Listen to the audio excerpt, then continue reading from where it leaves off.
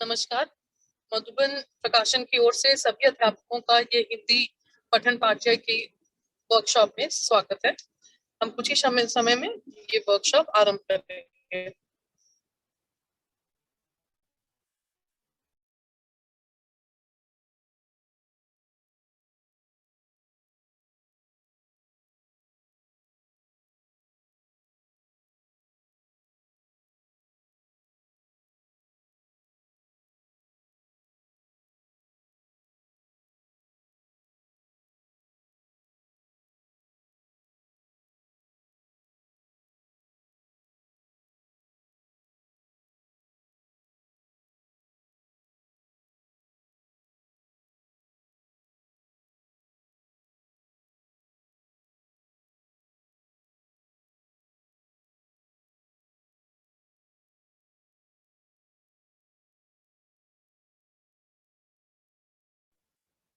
आनंद,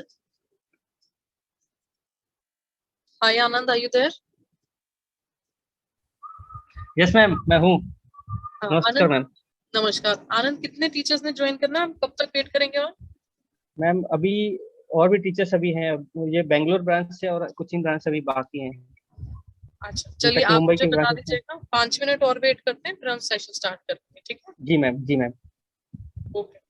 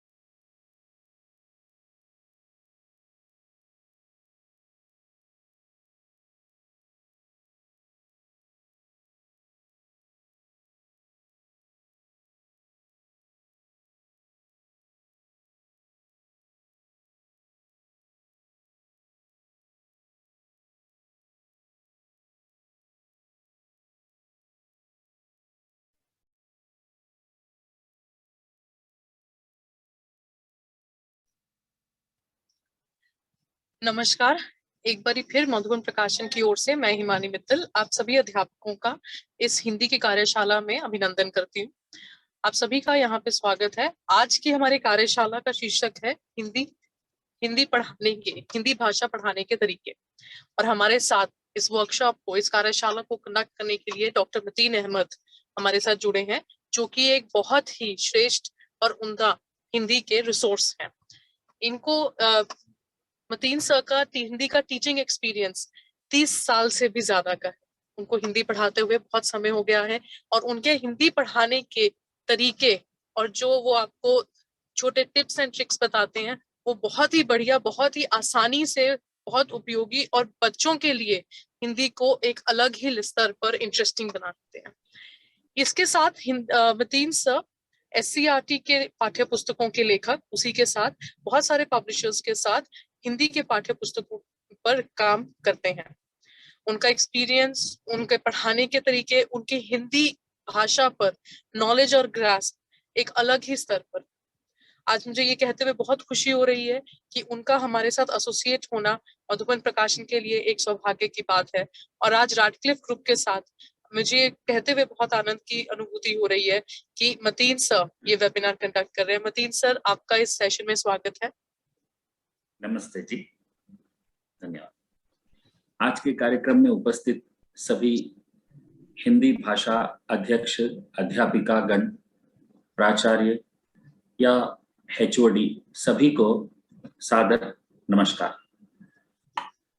हम पिछले 1-2 वर्षों से इसी तरह वेबिनार से जुड़ते आ रहे हैं और कहीं ना कहीं कुछ ना कुछ हम सबको सीखने को मिलता ही है।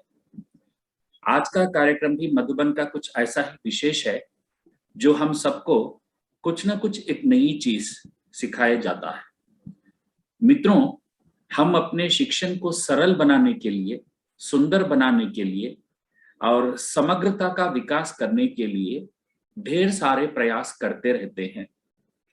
ऐसे ही अनूठे प्रयासों में से मधुबन की ओर से इस वेबिनार का भी एक प्रयास हम मानते हैं। आज के विषय में मुख्य रूप से कुछ बिंदुएं रखी गई थी। उनमें था एक, उच्चारण और वर्तनी, शुद्धता के लिए प्रयास कैसे हो, और दूसरा विषय था आधुनिक व्याकरण शिक्षण सरल हो, सुंदर हो, समग्र हो तो वो कैसे हो, उसके सोपान कैसे होने चाहिए। इसके साथ साथ गद्य शिक्षण के आधुनिक पद्धतियां, कविता शिक्षण की नवोन्मेषणात्मक गतिविधियां, इसके साथ साथ अपठित गद्यांश, अपठित पद्यांश को सरल हम कैसे शिक्षण में लागू किया जाए और सृजनात्मक लेखन का विकास हम बच्चों में कैसे किया जाए। मुख्यतः ये सारे बिंदु रखे गए हैं। एक एक बिंदु पर प्रकाश डालने का प्रयास करेंगे PPT के माध्यम से भी। मित्रों, सबसे पहले हम उच्चारण व शुद्ध वर्तनी पर ध्यान देते हैं। PPT के माध्यम से साझा की जाएगी पट पर।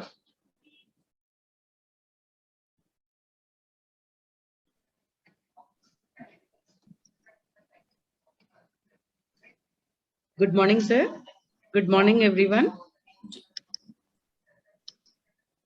जी हाँ, Good morning, ma'am. Good morning ma'am. Good morning. Sir, I hope all the campus teachers, Hindi and Sanskrit teachers are attending the session. Yes. Yeah. Yes, And I request everyone to switch on their videos. It is mandatory. I request everyone to switch on their videos. And in case if any of the locations teachers of handling the subject Hindi has not attended, please inform them immediately. Okay. I request everyone to switch on their videos immediately. And in case if any of the teacher has not attended, please inform the particular location teacher. Thank you so much. Sir, please carry on. Yeah. धन्यवाद जी, धन्यवाद। PPT के माध्यम से वर्तनी विषय साझा किया जाएगा।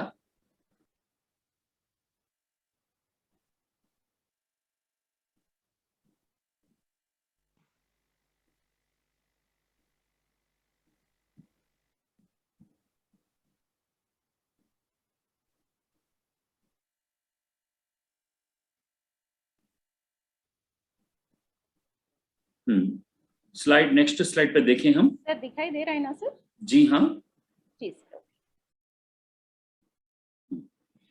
Slide number 2। एक मिनट।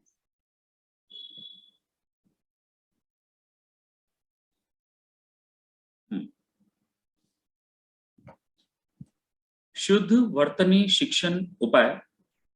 सबसे पहले हम बच्चों की जो वर्तनी होती है, लिखने में कहीं कहीं कुछ त्रुटियां दिखाई देती हैं, तो उनमें सुधार लेने के लिए हम तरह तरह के विचार करते हैं, इनकी त्रुटियों को कैसे सुधारा जाए कहकर।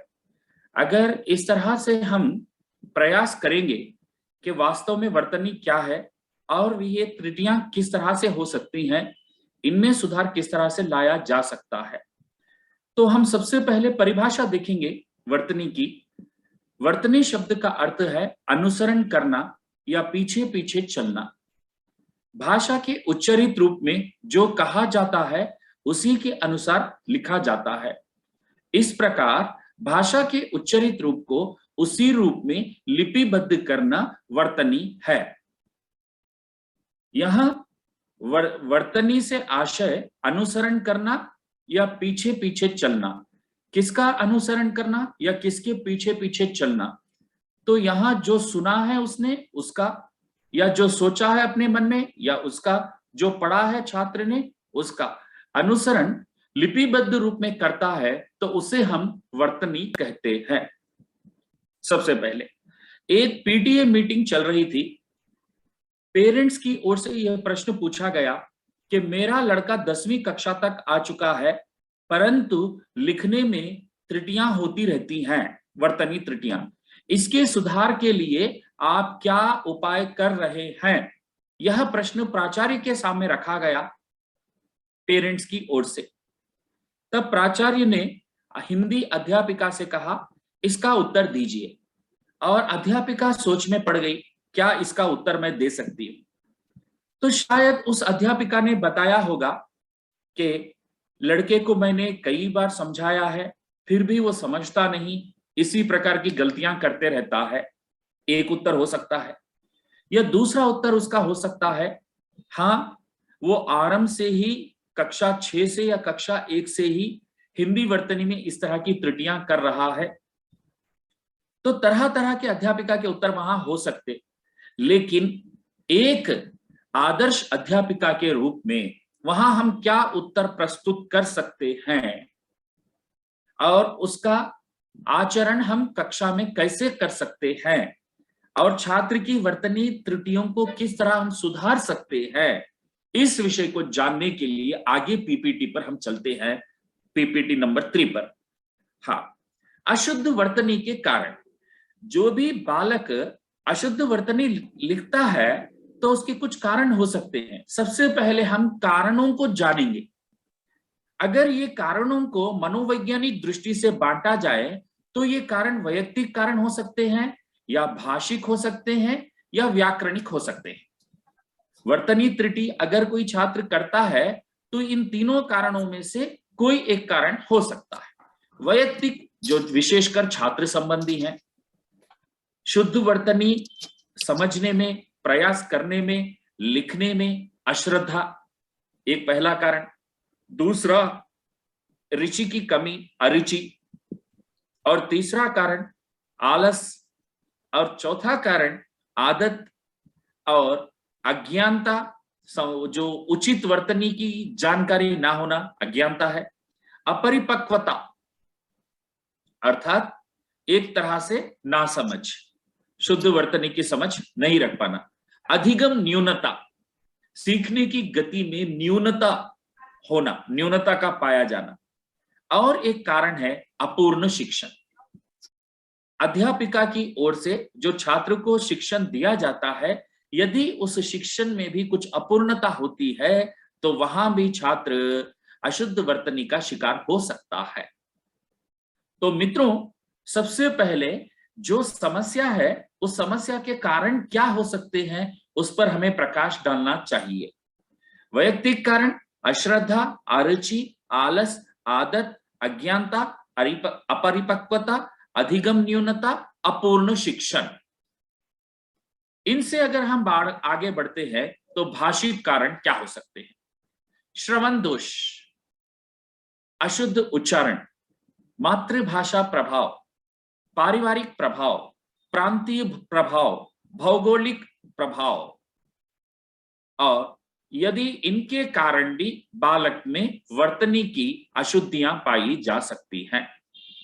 और तीसरा कारण है व्याकरण की अपूर्ण जानकारी, कारक का प्रयोग, योजक चिन्ह का प्रयोग, अनुस्वार, अनुनासिक, अव्यय, लिंग, वचन, संधि, समास, विसर्ग, हल, उपसर्ग, प्रत्यय, स्वर परिवर्तन आदि का अपूर्ण ज्ञान।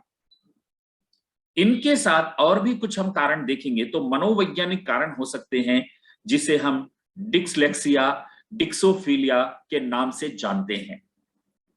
जैसे एक हिंदी सिनेमा में बताया गया था तारे जमीन पर, वहां पर बालक डिस्लेक्सिया से प्रभावित था, तो उसे स्क्रिप्ट देखने में, लिपि देखने में कठिनाई होती थी। तो ये एक मानसिक मनोवैज्ञानिक कारण भी हो सकते हैं। तो मित्रों, यदि हम बालक में शुद्ध वर्तनी का विकास करना चाहते हैं, वैयक्तिक, भाषिक, व्याकरणिक और मनोवैज्ञानिक कारणों को समझना पड़ता है। आगे की स्लाइड में हम देखें, हाँ, उच्चारण। इस व्याकरण के जो कारण देखे थे, व्याकरण के कारणों में देखेंगे आगे। Next slide. उच्चारण, वर्तनी का सीधा संबंध उच्चारण से होता है। यदि उच्चारण अशुद्ध होगा तो वर्तनी भी अशुद्ध होगी। प्रायः अपनी मातृभाषा या बोली के कारण तथा व्याकरण संबंधी ज्ञान की कमी के कारण उच्चारण में अशुद्धियां आ जाती हैं, जिसके कारण वर्तनी में भी अशुद्धियां आ जाती हैं। जैसे विद्या, विद्या यह अमानक है। चंचल, चंचल यह अमानक। विद्वान यह अमानक है। यहां पर जो आपके स्क्रिप्ट के सामने रखा गया है। ओके, नेक्स्ट स्लाइड आगे। हाँ, तो ये जो आपने देखा है, सबसे पहला कारण उच्चारण। उच्चारण के अंतर्गत विशेषकर देखिए, लिखना है। क्या लिखना है? अनुच्छेद लिखना है। अनुच्छेद में क्या है? वाक्य है। वाक्यों में क्या है? पद है। पद कहां से आए? शब्दों से आए। और शब्दों में क्या है? वर्ण है। वर्णों में क्या है? ध्वनियां है। तो मित्रों, हमें सबसे पहले ध्वनियों पर प्रकाश डालना चाहिए उच्चारण के अंतर्गत। जैसे स्वर आपने देखा है, स्वर के अंतर्गत ह्रस्व स्वर है और दीर्घ स्वर है और उसके बाद अनुनासिक भी है। वहां ह्रस्व और दीर्घ में शुद्ध उच्चारण बालक कर पाता है तो वह शुद्ध लिखने के लिए सहायक होता है। जैसे अ, आ, ई, ई, ये दोनों का अंतर बालक को अच्छी तरह से समझाना चाहिए प्रारंभिक कक्षाओं में ही। ह्रस्व दीर्घ। अगर व्यंजन में जाएंगे हम, अल्पप्राण, महाप्राण और नासिक की व्यंजन। यहां मित्रों, अल्पप्राण, महाप्राण, जैसे हमने उच्चारण किया का, और आगे का अक्षर व्यंजन का उच्चारण किया ख, का, ख, अल्पप्राण, महाप्राण। नासिक जो पंचम ध्वनि है, वहां पर उनका जो प्रयास है उच्चारण का, वो शुद्ध रूप से होना चाहिए। यदि वहां कमी होती है तो लिखने में भी त्रुटियां पाई जाती हैं। जैसे भारत, भारत उच्चारण करना है तो यहाँ पे भा क्या है? महाप्राण ध्वनि है। अगर बालक अशुद्ध उच्चारण भारत करता है तो महाप्राण के बजाय अल्पप्राण अक्षर लिखकर वो वर्तनी त्रुटि कर बैठता है। यह स्वर में ह्रस्व दीर्घ और व्यंजन में अल्पप्राण, महाप्राण पर विशेष बल देना चाहिए वर्तनी त्रुटियों को सुधारने के लिए। तदुपरांत आगे का विषय जो व्याकरण का आता है, कारक। हिंदी के कारक सभी प्रकार के संज्ञा शब्दों में प्रतिपादित से पृथक लिखे जाएं। जैसे राम को राम से सेवा में आदि। उदाहरण दिया गया है, राम को बाजार जाना है। तो राम को बाजार जाना है में राम और को दो पृथक हो, यदि छात्र इस नियम को नहीं समझेंगे तो दोनों के ऊपर एक ही शिरोरेखा जोड़ देंगे, वहां वर्तनी त्रुटि हो जाती है। आगे देखिए, सर्वनाम शब्दों में ये प्रतिपदिक के साथ मिलाकर लिखे जाएं, प्रातिपदिक के साथ मिलाकर लिखे जाएं, जैसे तूने, आपने, तुमसे, उसने, उससे आदि। जब सर्वनाम के साथ कारक विभक्ति चिन्ह लिखे जाते हैं तो उन्हें मिलाकर एक ही शिरोरेखा के अंतर्गत लिखना चाहिए। तूने, आपने, तुमसे, उसने, उससे। कहीं कहीं इसका उच्चारण उससे किया जाता है, उससे, अलग से ना होकर उससे, जैसे द्वित्व रूप में किया जाता है तो वह अशुद्ध उच्चारण माना जाएगा और वर्तनी भी अशुद्ध होगी। उससे ही लिखना चाहिए। सर्वनामों के साथ यदि दो कारक चिन्ह हो तो उनमें से पहला मिलाकर और दूसरा पृथक लिखा जाए।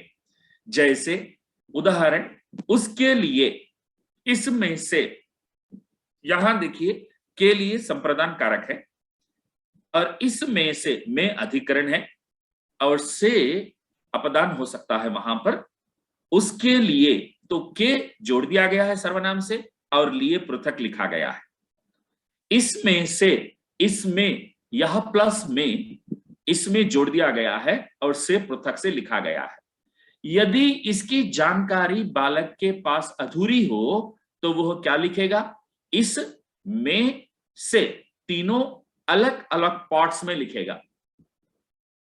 उसके लिए यहां तीनों अलग अलग पार्ट्स में लिखेगा।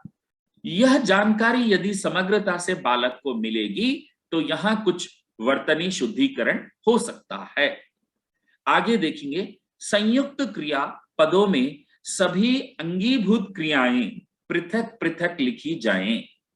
जैसे पढ़ा करता है, संयुक्त क्रियाएं, दो क्रियाएं दो मूल धातुएं एक साथ प्रयोग होती हैं तो उसे हम संयुक्त क्रिया कहते हैं।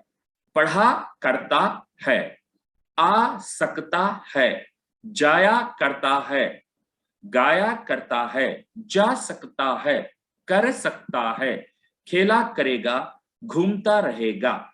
यहां हमने देखा है घूमता रहेगा, खेला करेगा, दोनों क्रियाएं अलग अलग होनी चाहिए, एक ही शिरोरेखा में लिखी नहीं जानी चाहिए। तो मित्रों, कारक के प्रभाव के कारण कुछ बिंदुओं पर हमने यहां प्रकाश डाला है। पहला बिंदु, संज्ञा के साथ दूरी रखें कारक की। दूसरा बिंदु, सर्वनाम के साथ जोड़ दें। तीसरा बिंदु, यदि दो कारक विभक्ति चिन्हों का प्रयोग होता है तो सर्वनाम के साथ एक को जोड़ें, एक को बाजू में रखें। और चौथा बिंदु, संयुक्त क्रियाओं का प्रयोग हो तो दोनों क्रियाओं को अलग अलग रखें, अलग अलग शिरोरेखा में बांधें, एक ही शिरोरेखा में ना बांधें। इस तरह यह जानकारी छात्र को देकर हम उनकी कुछ कारक संबंधी वर्तनी दोषों को सुधार सकते हैं। आगे की स्लाइड में हम देखेंगे, योजक प्रतीक, जिसे हम योजक चिन्ह भी कहते हैं। विशेषकर हम देखते हैं ये जो योजक का कहां प्रयोग होना चाहिए, कहां नहीं होना चाहिए। छात्र को यदि अधूरी जानकारी है तो वह त्रुटि कर बैठता है, जिसमें अर्थ का अनर्थ हो सकता है। यहां मुख्य रूप से मित्रों, योजक का विधान स्पष्टता के लिए किया गया है। ये जो विधान है स्पष्टता के लिए। द्वंद्व समास में पदों के बीच योजक रखा जाए। राम लक्ष्मण, राम और लक्ष्मण। शिव पार्वती योजक। देख रेख, चाल चलन, हंसी मजाक, लेन देन, खेलना कूदना आदि का योजक उचित प्रयोग माना गया द्वंद्व समास में, पहला। दूसरा देखिए, योजक चिन्ह के प्रयोग के लिए सा प्रतीक से पूर्व योजक रखा जाए। जैसे तुम सा, राम सा, चाकू सा, बिजली सी और शहद सी मिठास। शहद सी मिठास जब हमने लिखा है तो शहद सी के दोनों के बीच में योजक रखना उचित होगा। यदि यहां नहीं रखेंगे तो जो उचित अर्थ के बजाय अनुचित अर्थ व्यक्त हो सकते हैं। योजक का प्रयोग। तीसरा हम देखेंगे तत्पुरुष समास में योजक का प्रयोग केवल वहीं किया जाए जहां उसके बिना भ्रम होने की संभावना हो, अन्यथा नहीं। जैसे भूत तत्व आपने लिखा है, ओके, तत्पुरुष समास के अंतर्गत भूत तत्व जब आपने लिखा है तो भू के पास यहां योजक चिन्ह का प्रयोग हुआ है। अगर नहीं लिखेंगे तो क्या होगा? भूतत्व एक ही शिरोरेखा में बांधेंगे तो वर्तनी त्रुटि हो जाएगी, वहां पे भूत से संबंधित अर्थ निकलेगा, भूत। अब यहां पे योजक चिन्ह रखने के कारण भू धरती, धरती का कण, धरती का तत्व, यहां यदि योजक चिन्ह नहीं होगा तो वो भूत से संबंधित अर्थ होगा। तो कितनी वर्तनी त्रुटि हो सकती है एक योजक चिन्ह के प्रयोग के कारण। आगे एक उदाहरण है भूवैज्ञानिक, हमें लिखना है तो भूवैज्ञानिक के अंतर्गत भू के बाद योजक चिन्ह का प्रयोग होना चाहिए। तो इस तरह से योजक प्रतीक के माध्यम से हम छात्रों की वर्तनी त्रुटियों को कुछ हद तक सुधार सकते हैं। आगे की स्लाइड में हम देखें, इसी तरह यदि अनख, बिना नख का समस्त पद में योजक ना लगाया जाए तो उसे अनख पढ़े जाने से क्रोध का अर्थ निकल सकता है। एस, अनति नम्रता का अभाव, अनति थोड़ा, अपरस जिसे किसी ने ना छुआ हो, अपरस एक चर्म रोग, भूत तत्व पृथ्वी तत्व, भूतत्व भूत होने का भाव। योजक चिन्ह उचित अनुचित स्थान पर प्रयोग ना प्रयोग होने पर अर्थ में क्या परिवर्तन हो सकता है, इस पटल पर दिखाया जा रहा है। अनख उपसर्ग ही है आ, नख बिना नख का अर्थ है।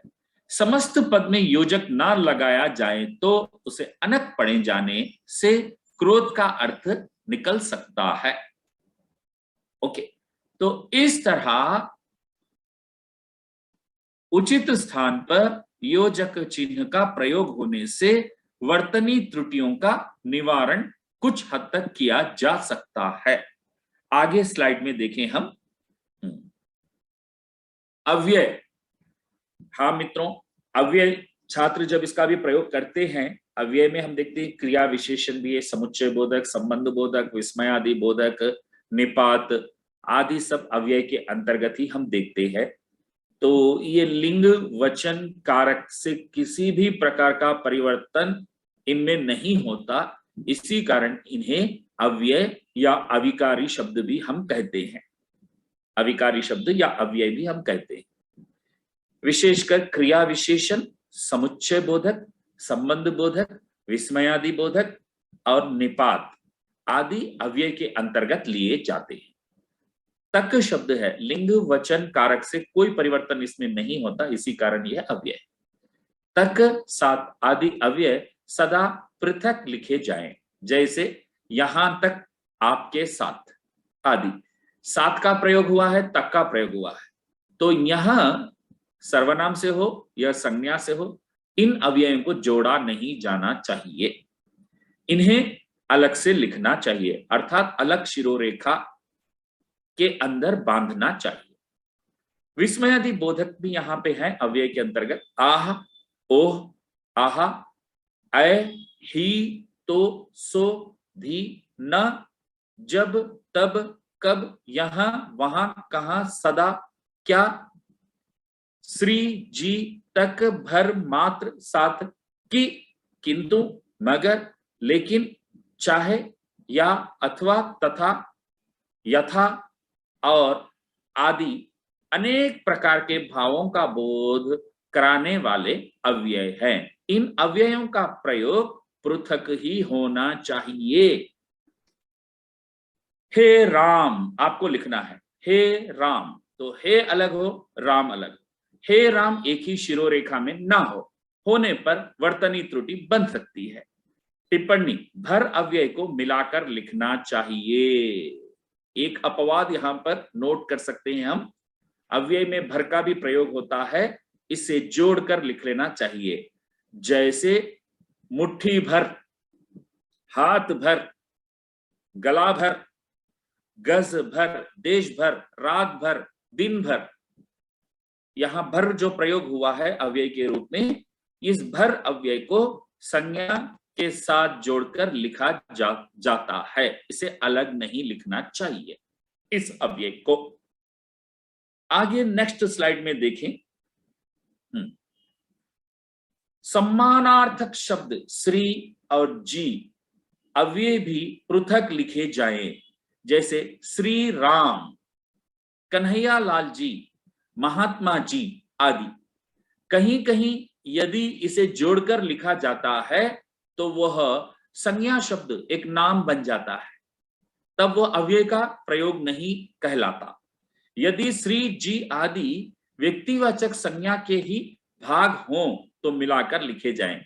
जैसे श्री राम, राम जी लाल, सोमया जी आदि। यहां पे वह व्यक्तिवाचक संज्ञा का भाग ही है, व्यक्तिवाचक संज्ञा ही है, तब जोड़कर लिखना चाहिए। लेकिन जब नाम श्री राम ना हो, केवल राम हो, तो तब उन्हें हम कुछ चिट्ठी लिखते हैं, पत्र लिखते हैं, तो श्री राम कहकर दोनों अलग शिरोरेखा में बांधते। राम जी एक ही व्यक्ति का नाम है तो तब जोड़कर लिखा जाता है। अगर राम ही नाम है तो जी तब अलग लिखना चाहिए। समस्त पदों में प्रति, मात्र, यथा आदि अव्यय जोड़कर लिखे जाएं, यानी पृथक नहीं लिखे जाएं।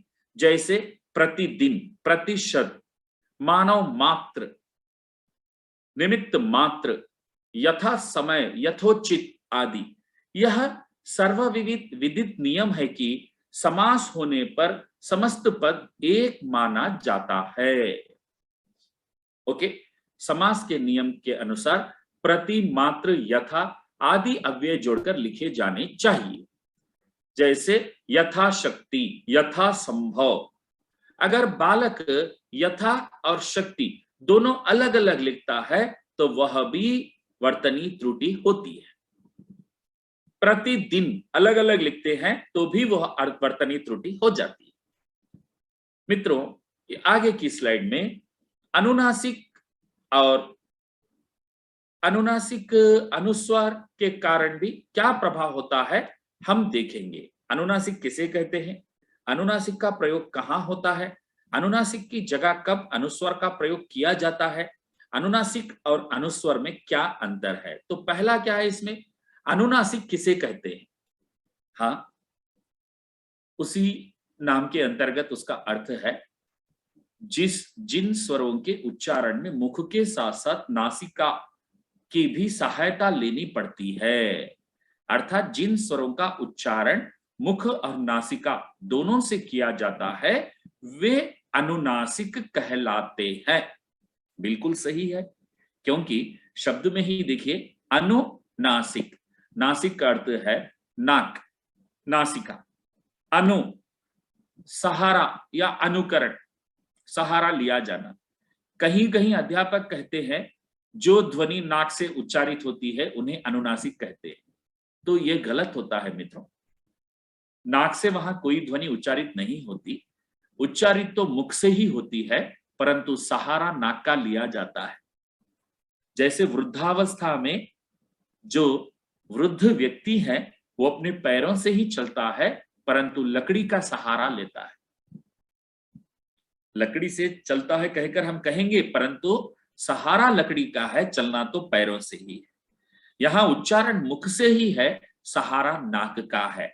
इसी कारण इन्हें हम अनुनासिक कहते हैं।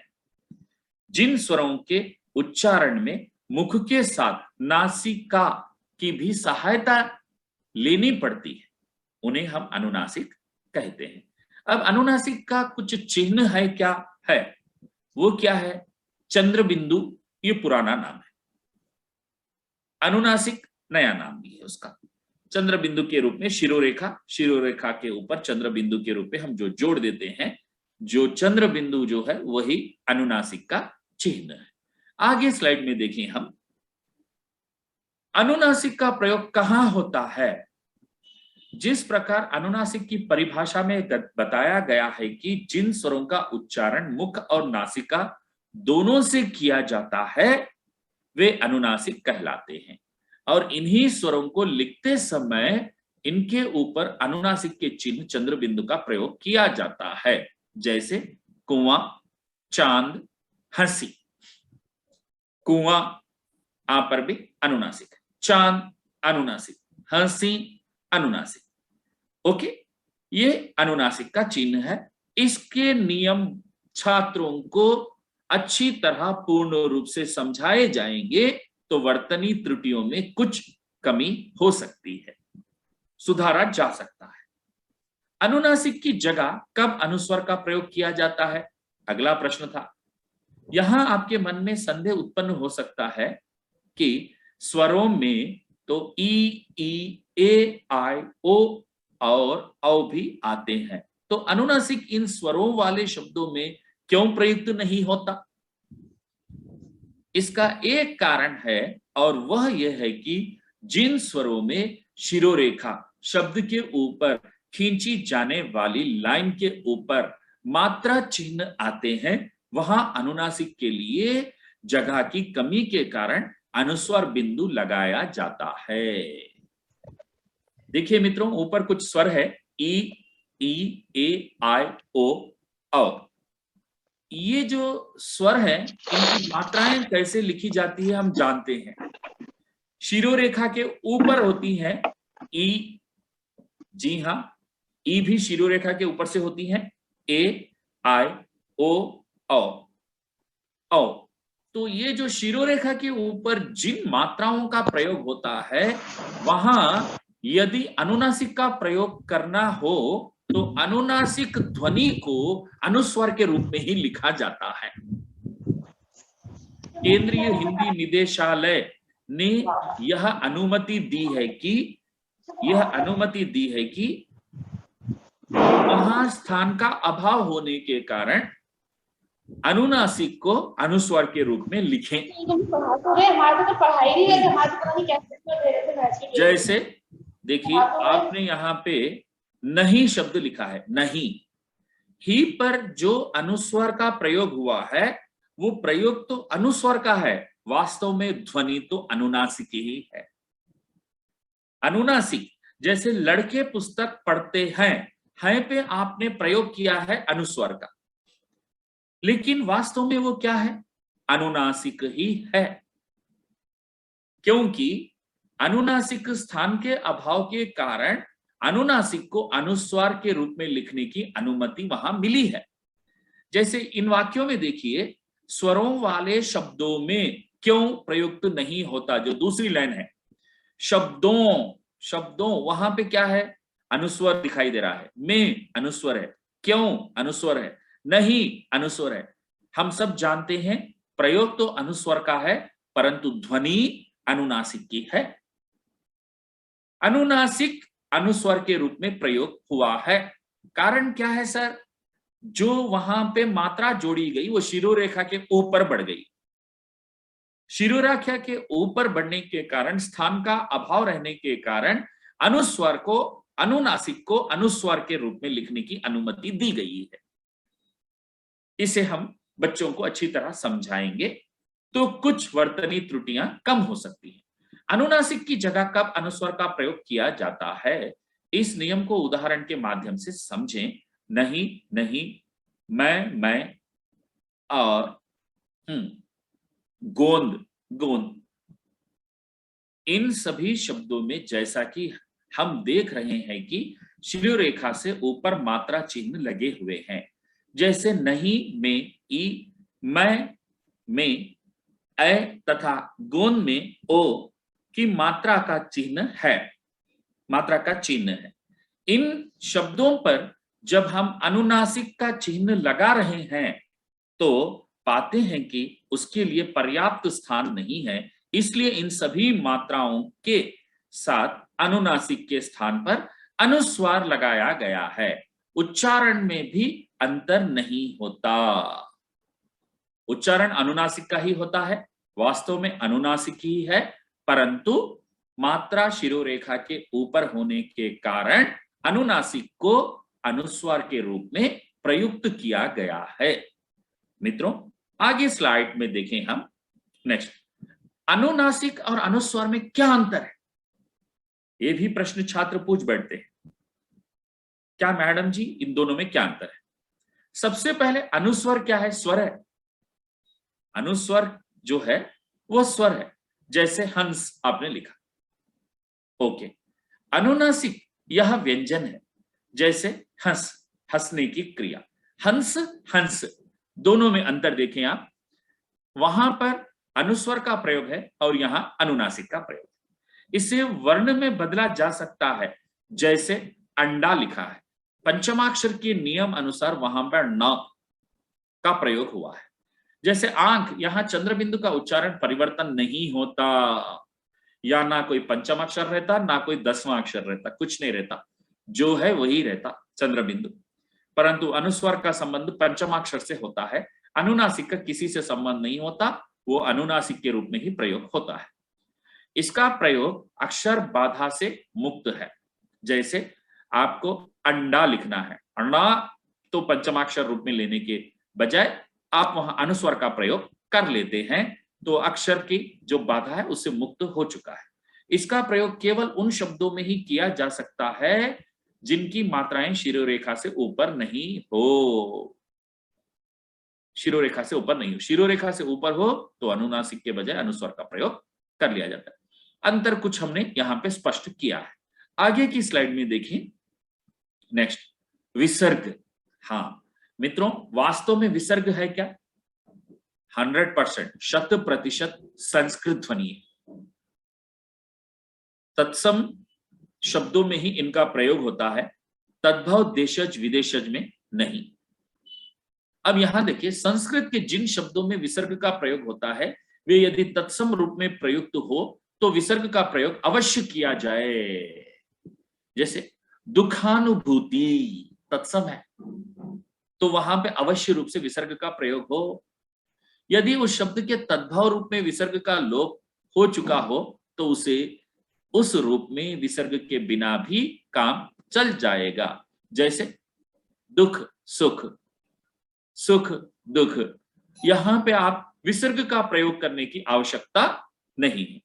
तत्सम शब्दों के अंत में प्रयुक्त विसर्ग का प्रयोग अनिवार्य है। जैसे अतः, पुनः, स्वातः, प्रायः, पूर्णतः, मूलतः, अंततः, वस्तुतः, क्रमशः। यहां विसर्ग का प्रयोग अनिवार्य है कहा गया है, अनिवार्य। हम तीनों शब्दों का प्रयोग करते हैं, आवश्यक, अत्यावश्यक, अनिवार्य। उदाहरण के लिए इन तीन शब्दों में अंतर समझना है तो एक उदाहरण आपके सामने रखना चाहता हूं मित्रों।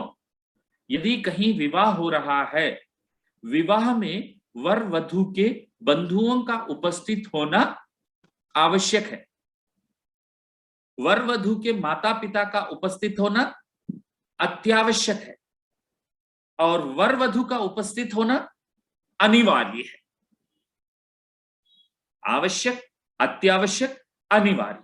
अब अनिवार्य जिसका हम निवार्य बिना अनुपस्थिति की हम कल्पना नहीं कर सकते, अनिवार्य है, अर्थात अतः, पुनः, यहां पे अनिवार्य रूप से इनका प्रयोग किया जाए। ओके।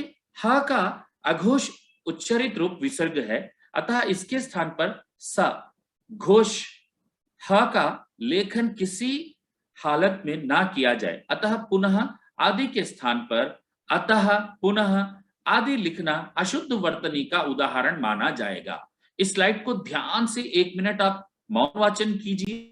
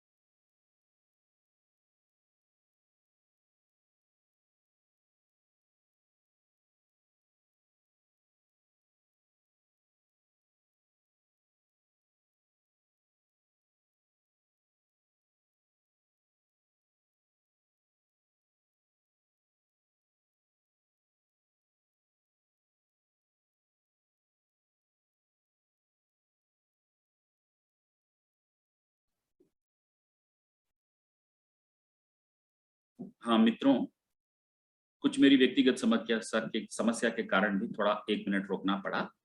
ये विसर्ग से संबंधित जानकारी हमने जो यहाँ देखी है, तो हा का प्रयोग ना हो, विसर्ग का प्रयोग हो, ये तत्सम ध्वनि है। संस्कृत के शब्दों में इनका प्रयोग करना अनिवार्य है, इसका प्रयोग करना अनिवार्य है। आगे की स्लाइड में देखें हम। हाँ, दुस्साहस, दुस्साहस निःशब्द निशब्द के उभय रूप मान्य होंगे। इनमें द्वित्व वाले रूप को प्राथमिकता दी जाए। ओके, द्वित्व वाले जो दुस्साहस विसर्ग संधि के अंतर्गत लिया गया है, निस्वार्थ मान्य है। निस्वार्थ उचित नहीं होगा। निस्तेज, निर्वचन आदि शब्दों विसर्ग वाला रूप निह तेज निःवचन ना लिखा जाए। अंतःकरण, अंतःपुर, प्रातःकाल आदि शब्द विसर्ग के साथ ही लिखे जाएं। विसर्ग का प्रयोग करते समय इन बातों को ध्यान में रखें, वर्तनी त्रुटियां कम हो सकती हैं। आगे की स्लाइड में देखें हम। तद्भव देशी शब्दों में विसर्ग का प्रयोग ना किया जाए। इस आधार पर छ लिखना गलत होगा, क्योंकि छ के पास विसर्ग का प्रयोग करेंगे तो वो अशुद्ध होगा। छ हा ध्वनि का प्रयोग करना चाहिए। छ यहां भी यह बताया गया है। कहीं कहीं छात्र छ विसर्ग का प्रयोग करते हुए लिखते हैं, यह ना लिखें, क्योंकि यह तत्सम ध्वनि नहीं है। छ यहां नहीं होना चाहिए, हा का प्रयोग होना चाहिए। ओके, आगे नेक्स्ट स्लाइड में देखें। हल, इससे पहले हम हलंत कहते थे, लेकिन आज हम हल कह रहे हैं। हलंत चिन्ह को हलंत ना कहें, हल कहें। ओके, इसको हल चिन्ह कहा जाए, ना कि हलंत। व्यंजन के नीचे लगा हल चिन्ह उस व्यंजन के स्वर रहित होने की सूचना देता है, यानी वह व्यंजन विशुद्ध रूप से व्यंजन है। इस तरह से जगत हलंत शब्द कहा जाएगा, क्योंकि यह शब्द व्यंजनांत है, स्वरांत नहीं। देखिए, व्यंजनांत है, स्वरांत नहीं। संयुक्ताक्षर बनाने के नियम के अनुसार ये जो ड, छ, ट, ठ, ढ, ढ, ह में हल चिन्ह का ही प्रयोग होगा। जैसे चिन्ह बुट्टा, विद्वान आदि में ये इस तरह से लिखा गया है, चिन्ह बुट्टा विद्वान, तो अमानक है। हलंत वाला प्रयोग करना मानक है।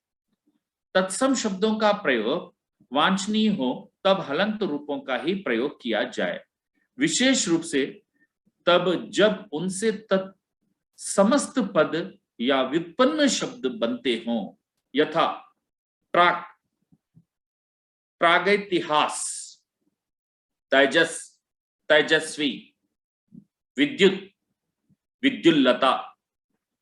तो इस तरह हल चिन्ह का प्रयोग हम देखते हैं। विशेषकर व्यंजन संधि में सज्जन लिखना है, सत प्लस जन, ताके नीचे हल चिन्ह जोड़ा जाता है। यदि नहीं जोड़कर उसका विच्छेद किया जाएगा तो वो अशुद्ध होगा। सत अंतिम ध्वनि त है, अगर हलंत चिन्ह नहीं लगाया गया तो अंतिम ध्वनि आ होगी। तो इस तरह व्यंजन संधि में इसका विशेष प्रयोग हो, उसे हम देखते हैं। तत्सम संबोधन में हे राजन, हे भगवान रूप ही स्वीकृत होंगे। जिन शब्दों में हल चिन्ह लुप्त हो चुका हो, उनमें उसे फिर से लगाने का प्रयत्न ना किया जाए। जैसे महान, विद्वान, क्योंकि हिंदी में अब महान से महानता और विद्वान से विद्वत्ता जैसे प्रचलित हो चुके हैं। व्याकरण ग्रंथों में व्यंजन संधि समझाते हुए केवल उतने ही शब्द दिए जाएं जो शब्द रचना को समझने के लिए आवश्यक हो। ओके, उत प्लस नयन, उन्नयन, यहां व्यंजन संधि के कुछ उदाहरण दिए गए हैं मित्रों। आगे की स्लाइड में देखें। नेक्स्ट, हिंदी में हृदयंगम, हृदगम प्लस गम, संचित, सम प्लस चित आदि शब्दों का संधि विच्छेद समझाने की आवश्यकता प्रतीक नहीं होती। इसी तरह साक्षात्काया जगदीश, साक्षात्कार जगदीश, षटकोण जैसे शब्दों के अर्थ को समझाने की आवश्यकता हो तभी उनकी संधि के बारे में दिया जाए। हिंदी में इन्हें स्वतंत्र शब्दों के रूप में ग्रहण करना ही अच्छा होगा। स्वतंत्र शब्दों के रूप में ही ग्रहण करना अच्छा होगा।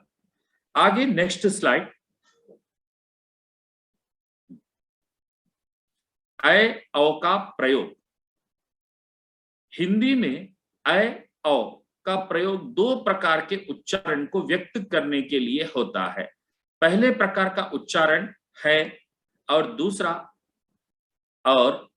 और आदि में मूल स्वरों की तरह होने लगा है, जबकि दूसरे प्रकार का उच्चारण गवैया, कौवा आदि शब्दों में संध्याक्षरों के रूप में आज भी सुरक्षित हैं। दोनों ही प्रकार के उच्चारणों को व्यक्त करने के लिए इन्हीं प्रतीकों अय औ का प्रयोग किया जाए। जैसे गवैया, कौवा आदि संशोधनों की आवश्यकता नहीं है। अन्य उदाहरण भैया, तैयार, गौ, मैया आदि। यहां कुछ छात्र त्रुटि कर बैठते हैं। भैया में भ या द्वित्वाक्षर का प्रयोग करते हैं, तैयार या द्वित्वाक्षर का प्रयोग करते हैं। गौ में वा का प्रयोग जोड़ा जाता है, अशुद्ध। मैया में संयुक्त द्वित्वाक्षर या के साथ द्वित्व का प्रयोग करते हैं मैया, तो वो अशुद्ध वर्तनी होती है। यहां शुद्ध उच्चारण इसी रूप में अपनाया जाए। आगे हम चलते हैं उत्क्षिप्त व्यंजन की समस्या।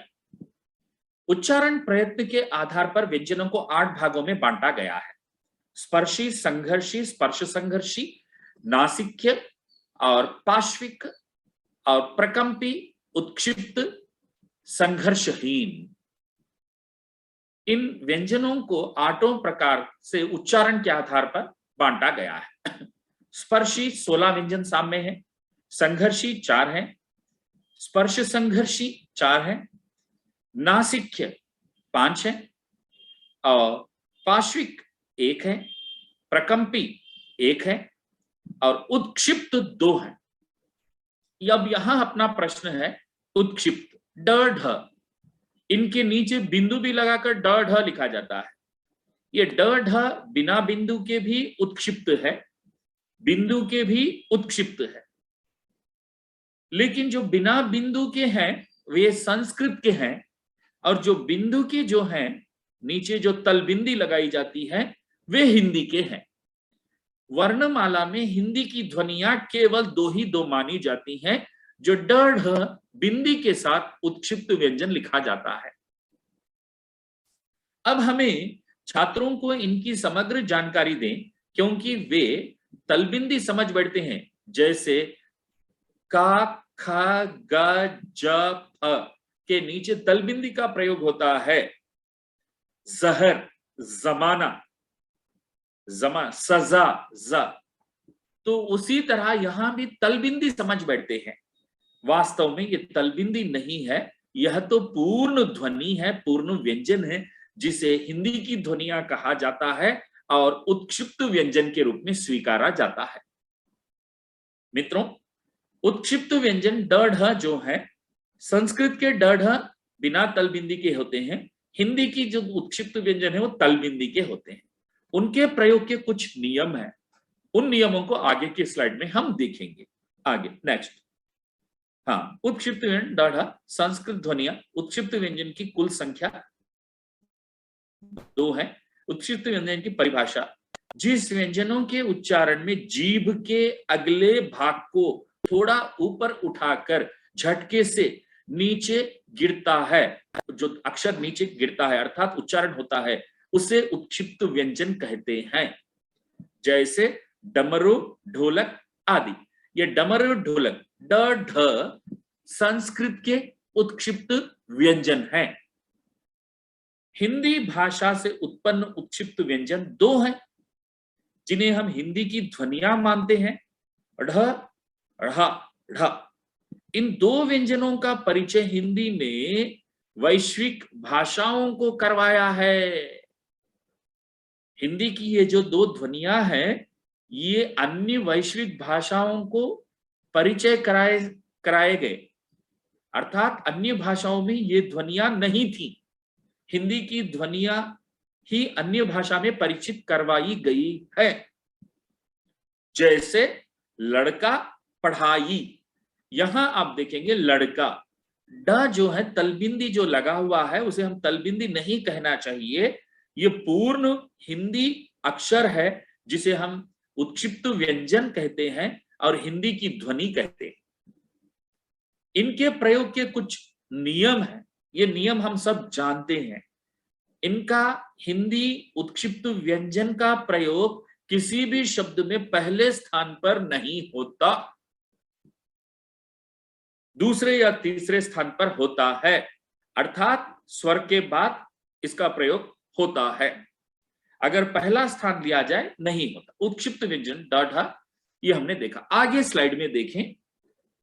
हाँ, तो मित्रों हम स्लाइड क्लोज करते हैं और स्क्रीन पर आते हैं, सब थोड़ी सी चर्चा करते हैं। धन्यवाद आप सभी का, तहे दिल से धन्यवाद जी। मित्रों, अभी हमने अपने पहले विषय पर जो फोकस किया है, जो प्रकाश डाला है, वह था कि वर्तनी त्रुटियों में सुधार। ओके, सुधार के लिए हमने क्या सोचा, वर्तनी त्रुटियों के कारण क्या हो सकते हैं, कारण क्या हो सकते हैं। इन कारणों को मुख्य रूप से 3 भागों में विभाजित किया था। एक वैयक्तिक कारण, दूसरा भाषिक और तीसरा व्याकरणिक। बालक लिखने में कोई वर्तनी त्रुटि करता है तो उसके अनेक कारण हो सकते हैं, उन्हें मुख्य रूप से हमने 3 भागों में विभाजित किया है। वैयक्तिक कारणों पर भी हमने प्रकाश डाला। इसके साथ साथ वैयक्तिक कारणों के बाद आगे हम देखे थे भाषिक, मातृभाषा हो, प्रांतीय भाषा हो या अंग्रेजी हो, ये भाषिक थे। तदुपरांत हमने प्रकाश डाला व्याकरणिक कारण। व्याकरण के जो कुछ बिंदुओं को लेकर हमने यहाँ पे प्रकाश डाला है, संधि भी है, समास भी है, उपसर्ग भी है, प्रत्यय। जैसे प्रत्यय देखिए, इतिहास है, इतिहास के साथ एक प्रत्यय जोड़ते हैं तो ऐतिहासिक होता है। यदि यह नियम छात्र को नहीं मालूम तो वो वर्तनी त्रुटि कर बैठता है। वहां नियम क्या है, इक प्रत्यय जिस शब्द के अंत में जुड़ता है उस शब्द के पूर्व में कौन सी ध्वनि है उसे देखना चाहिए। जैसे आपने देखा समाज, समाज में पहला अक्षर क्या है, स, व्यंजन है, लेकिन सा में कौन सा स्वर जुड़ा हुआ है, आ। आ ह्रस्व है या दीर्घ है, ह्रस्व, आ ह्रस्व है। आ ह्रस्व हो तो जब उसे इक प्रत्यय जोड़ दिया गया तो वो आ ह्रस्व की ध्वनि दीर्घ में बदल जाती है। जैसे समाज प्लस इक सामाजिक, परिवार प्लस इक पारिवारिक, सप्ताह प्लस इक साप्ताहिक। इक प्रत्यय के कारण शब्द के पूर्व में पहले अक्षर में ह्रस्व ध्वनि आ हो तो वो दीर्घ में बदल जाती है। ये पहला नियम है, संस्कृत में भी है ये।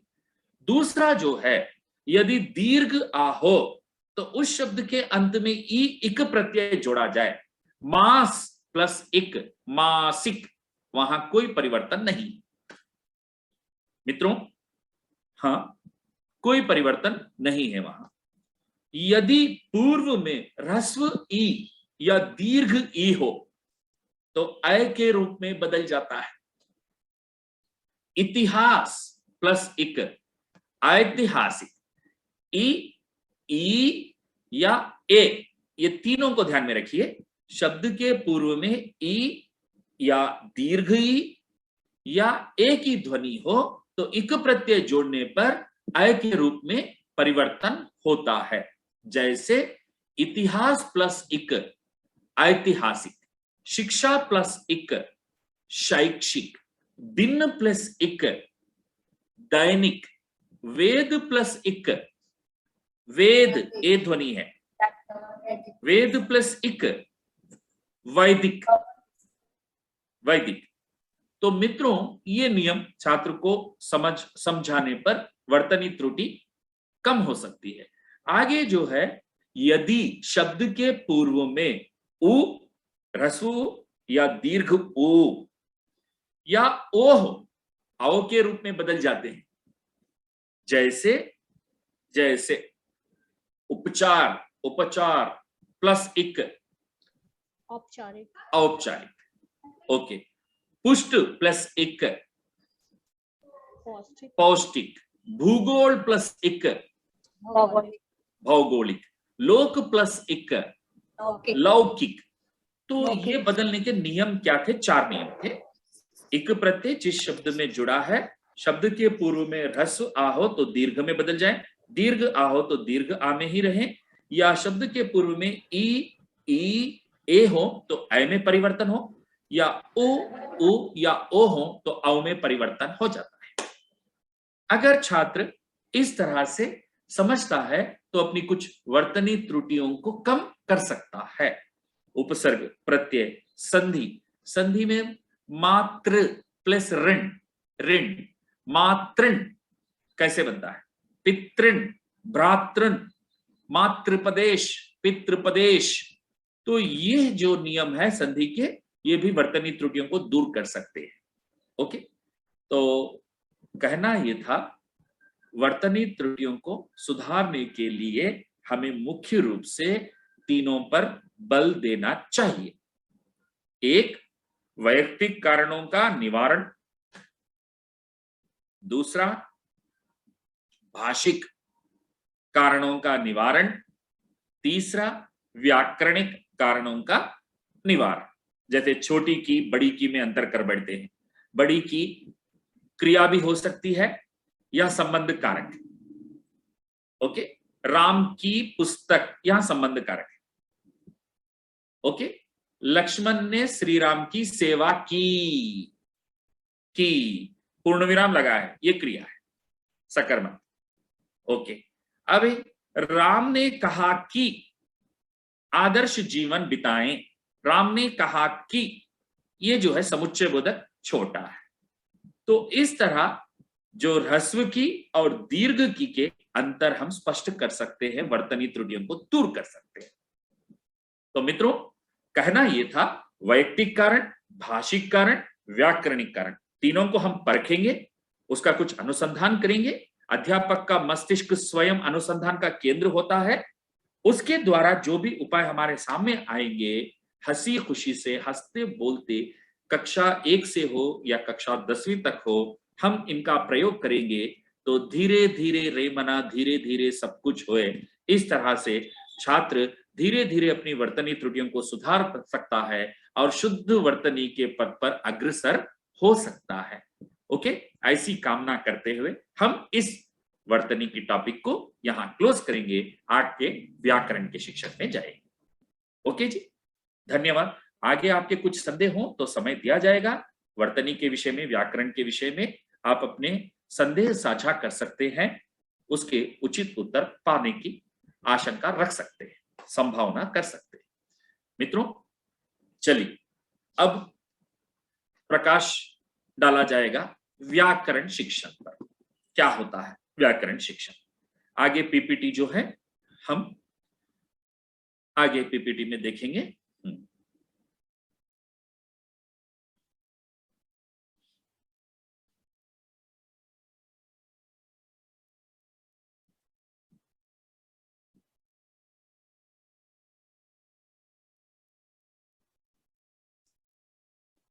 फर्स्ट स्लाइड से देखेंगे।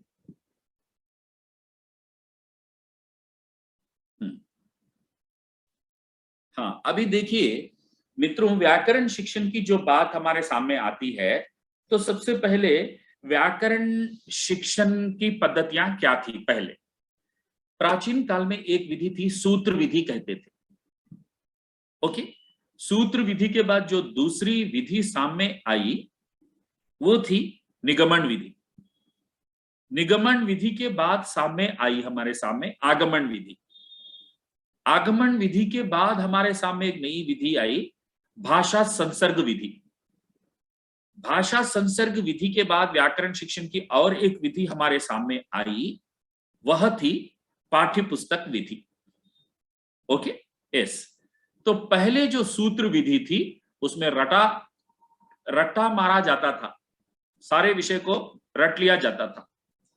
जैसे उदाहरण के लिए वहां पे नियम को समझा नहीं जाता था, केवल उसको रट लिया जाता था, पुनः उसको प्रस्तुत कर दिया जाता था। वो सूत्र विधि थी, अमनोवैज्ञानिक थी, वो धीरे धीरे अंत हो गई। उसके बाद निगमन विधि आई। निगमन विधि में क्या हुआ सर, आपको निगमन में जैसे संज्ञा या सर्वनाम के शब्दों का संबंध जोड़कर वाक्य का रूप प्रदान करने वाले व्यंजनों को कारक कहते हैं। एक परिभाषा है। परिभाषा के बाद नीचे उसके कुछ उदाहरण दिए जाते थे। ये निगमन विधि में होता था। ये भी अमनोवैज्ञानिक मानी गई, क्योंकि पहले परिभाषा प्रस्तुत करना ठीक नहीं है, उसे रद्द कर दिया गया। उसके बाद आगमन विधि आई। आगमन विधि में क्या था, पहले उदाहरण प्रस्तुत किए जाते थे। जैसे राम ने रावण को मारा। राम है, रावण है, मारा है, 3 शब्द है। राम भी संज्ञा है, रावण भी संज्ञा है, मारा क्रिया है। लेकिन इन तीनों शब्दों को जोड़ने के लिए नो, ने और के विभक्तियों का प्रयोग किया गया है। जिन विभक्तियों का प्रयोग शब्दों को जोड़ने के लिए किया गया उन्हें कारक कहते हैं। कहकर उदाहरण के बाद परिभाषा लाई गई, वह थी आगमन विधि। इसे मनोवैज्ञानिक माना गया। आज भी टेट परीक्षा में हो या किसी अध्यापक नियुक्ति की परीक्षा में हो, व्याकरण शिक्षण की उत्तम विधि कहकर प्रश्न पूछा जाता है तो आगमन विधि उसका आंसर होता है। आगमन विधि, क्योंकि पहले उदाहरण प्रस्तुत किए जाते हैं, उदाहरण से नियम की ओर ले जाया जाता है। ओके, ठीक है, मनोवैज्ञानिक है। इसके बाद एक जो विधि आई, भाषा संसर्ग विधि। भाषा संसर्ग विधि में क्या होता था, व्याकरण अलग से पढ़ाने की आवश्यकता नहीं है। ओके, भाषा सीखते सीखते व्याकरण भी वो सीखने लगता है। भाषा के साथ साथ ही व्याकरण का भी विकास हो जाता है। ये व्याकरण शिक्षण अलग से होने की आवश्यकता नहीं है कहकर बताया। जैसे एक गीतकार ने एक गीत लिखा। एक पुराना गीत था, जैसे चिट्ठी आई है, गजल थी एक, चिट्ठी आई है, पंकज उदास जी की गजल थी ये, चिट्ठी आई है। तो जब वो मिलेंगे मुझसे तो मैं उनसे पूछूंगा, आपने इतनी सुप्रसिद्ध गजल लिख डाली और ये गजल सबके दिल को छू डाली, थोड़ा सा ये बताइए, चिट्ठी आई है किस काल का वाक्य है? चिट्ठी आई सामान्य भूत, चिट्ठी आई है आसन्न भूत, चिट्ठी आई थी पूर्ण भूत, चिट्ठी आई होगी संदिग्ध भूत, चिट्ठी लिखी जाती तो हाथी हेतु हेतु मद्भुत। क्या ये सारी चीजें पंकज उदास जी बता पाएंगे? ये सारी चीजें तो क्या है सर, चिट्ठी आई है, आई है, आई सामान्य भूत, आई है आसन्न भूत। जी हाँ, तो ये जो यहां पे जो चिट्ठी स्त्रीलिंग है इसीलिए आई कहे, अगर पत्र रहता तो आया कहते। ये सारी चीजें वो नहीं बताएंगे, क्योंकि उन्होंने व्याकरण भाषा संसर्ग विधि के माध्यम से सीखा होगा। उसी तरह एक गीत हमने सुना था, मैंने पूछा चांद से देखा है कहीं। तो उनसे जाकर हमने पूछा, मैंने पूछा चांद से, आपने ने का प्रयोग किया, से का प्रयोग किया है छोटे से वाक्य में। ने विभक्ति का प्रयोग यहां क्यों हुआ? से करण कारक है या अपदान कारक है? तो संदिग्ध में पड़ जाएंगे। भाई गीत से मेरा संबंध व्याकरण से नहीं, वो बताएंगे। उनको व्याकरण का संपूर्ण ज्ञान हो या ना हो, परंतु रचना तो सुंदर रूप से कर डाली। हाँ, तो क्या व्याकरण अलग से पढ़ाने की आवश्यकता है या नहीं, ये प्रश्न उत्पन्न होता है। होने के बाद भाषा संसर्ग विधि सभी के लिए उत्तम नहीं मानी जा सकती। कक्षा में अगर 30 छात्र है तो भाषा संसर्ग विधि के माध्यम से 5 या 10 छात्र व्याकरण में निपुण बन सकते हैं। शेष छात्रों का क्या होगा? उनके लिए कुछ अन्य विधि अपनानी पड़ेगी व्याकरण शिक्षण के लिए। तो तब जाकर आई पाठ्य पुस्तक विधि। यहां क्या होता है, व्याकरण शिक्षण के लिए एक अलग सी पुस्तक अपनाई जाती है, जैसे मधु संबोध, व्याकरण वाटिका, मधुबन की जो अलग अलग पुस्तकें हैं। इस सीरीज में 1 से लेके 10 तक या 1 से लेके 8 तक व्याकरण की पुस्तकें होती हैं। उनके माध्यम से व्याकरण ज्ञान को एक उसमें सशक्तिकरण करने का प्रयास किया जाता है। भाषा संसर्ग विधि पे ही आश्रित ना रहकर पाठ्य पुस्तक विधि को अपनाया जाता है। चलिए सर, यहां तक ठीक है। लेकिन जो दूसरा प्रश्न उत्पन्न होता है, क्या व्याकरण शिक्षण के लिए कुछ सोपान है?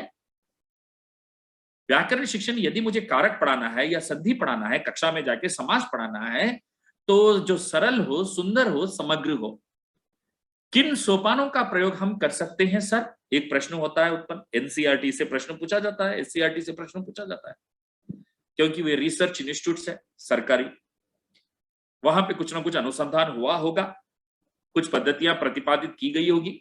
चलिए, सीबीएसई से लेटर आया है, एनसीईआरटी से लेटर आया है, बार बार व्हाट्सएप पे साझा किया जाता, मैसेज देखा जाता। हाँ, national council for educational research and training, research के बाद ही, अनुसंधान के बाद ही शिक्षण किया जाता है। तो वहां के जो सोपानों को हम प्रस्तुत करेंगे तो वो इस तरह से रहेंगे। पहला सोपान interaction, second presentation, third assimilation, fourth recapitulation, fifth self assessment and sixth creativity. अगर आप व्याकरण को पढ़ाना चाहेंगे तो 6 सोपानों का प्रयोग करने का प्रयास करेंगे। अब देखिए, एक्टिविटी एक्टिविटी एक्टिविटी एक्टिविटी, एक्टिविटियों पर बल किसने दिया है? National education policy, NEP, new ने एक्टिविटियों पर बल दिया है, क्योंकि करके सीखना, अनुभूति के माध्यम से सीखना, इस पर न्यू एजुकेशन पॉलिसी बल देती है। इसी कारण यहां पे एक्टिविटियों को ज्यादा दर्शाया गया है।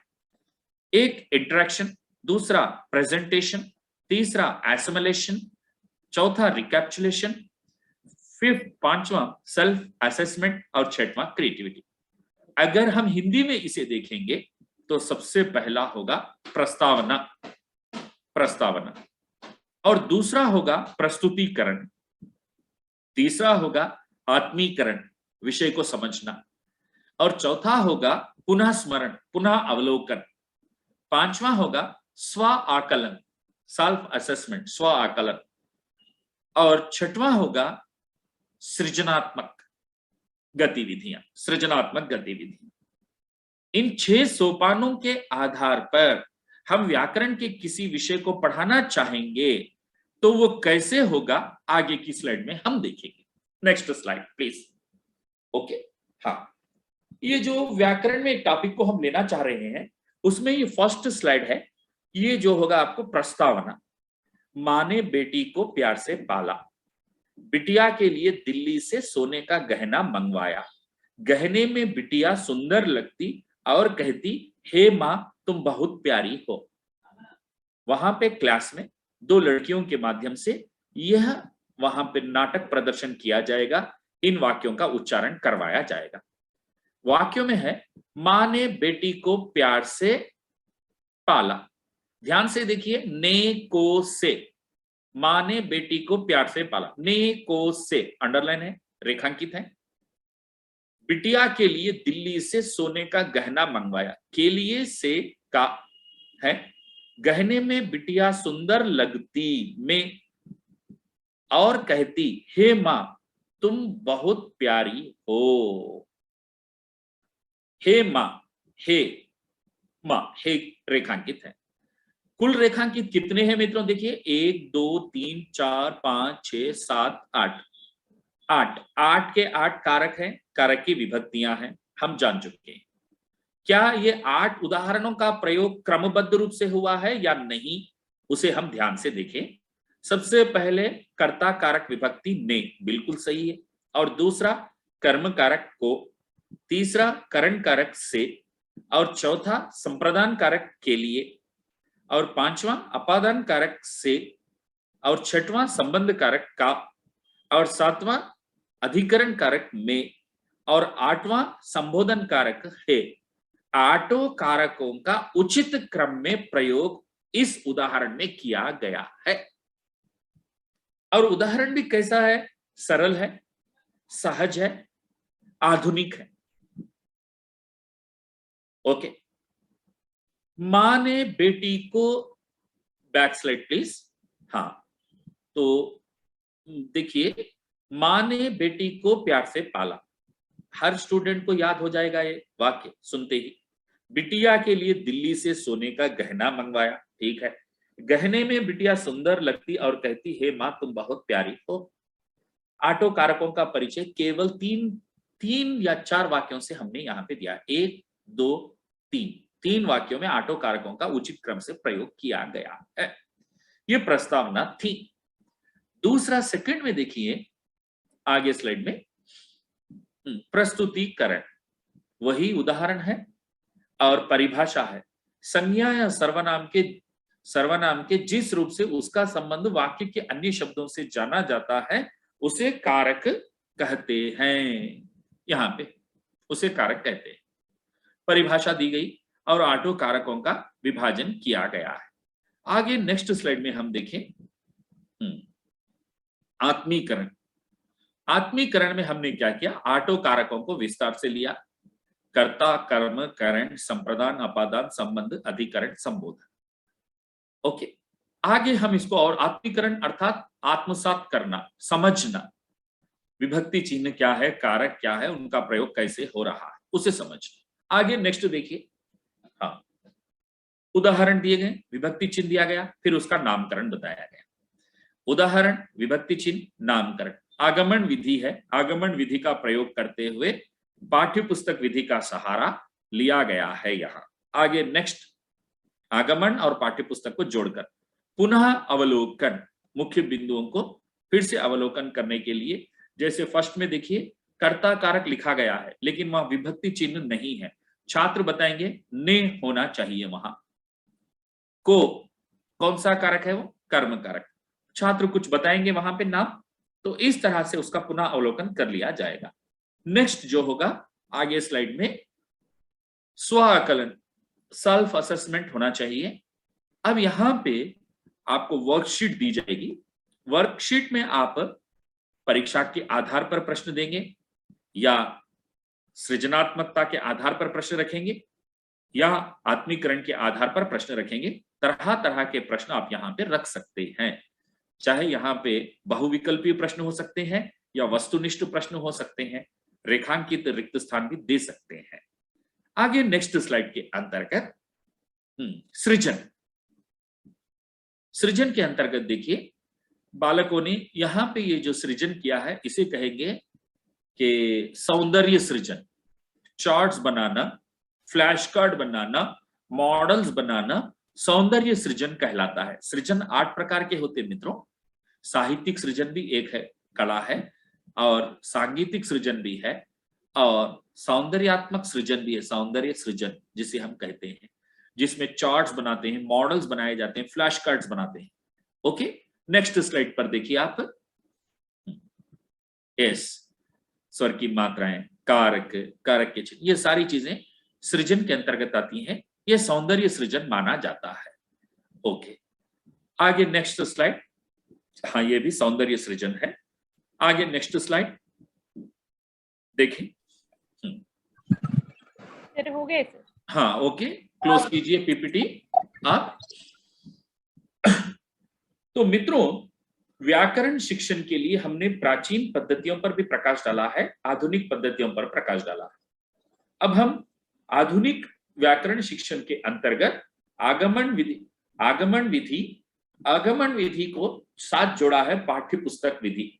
अर्थात व्याकरण शिक्षण के लिए पाठ्य पुस्तक अपनाई जाएगी, उसमें आगमन विधि का प्रयोग होगा और उस व्याकरण की पाठ्य पुस्तक में 6 सोपानों के आधार पर शिक्षण होगा।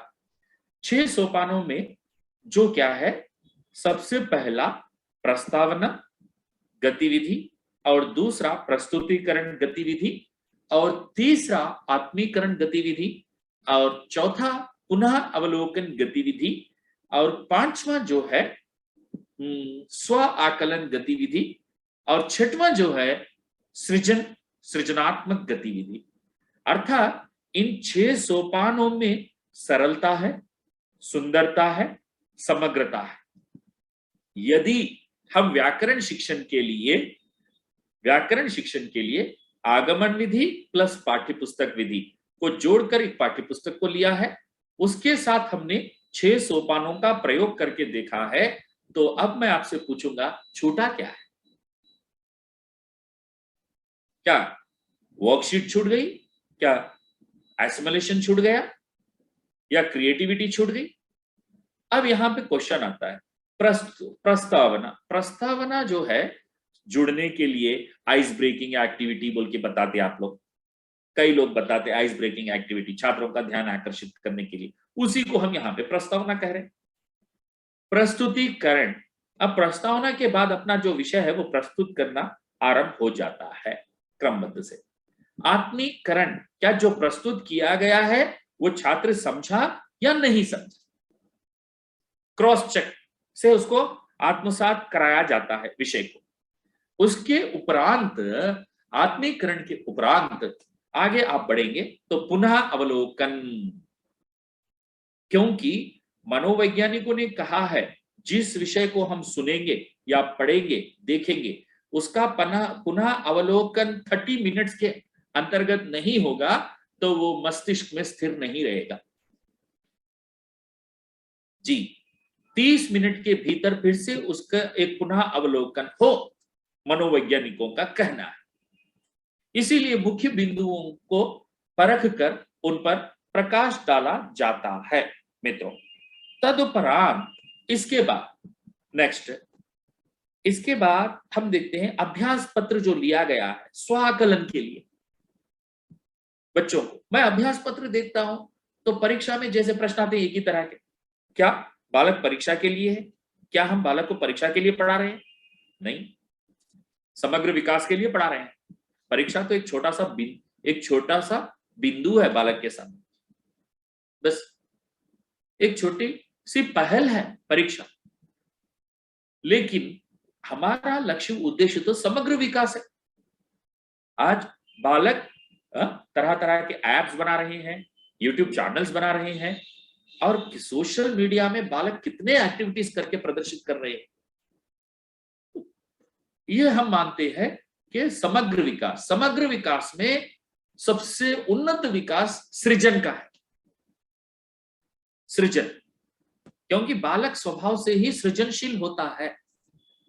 अगर सृजन के उसको अवसर नहीं दिए जाएंगे, सृजन के मौके नहीं दिए जाएंगे, तो सृजनात्मक विकास कहां से संभव होगा? नहीं होगा। ब्लूम्स टैक्सोनॉमी में हमने देखा है, ब्लूम्स टैक्सोनॉमी में, वो तो ब्लूम्स के जो टैक्सोनॉमी में 6 स्टेप्स थे, तो सबसे उन्नत स्टेप क्रिएटिविटी था।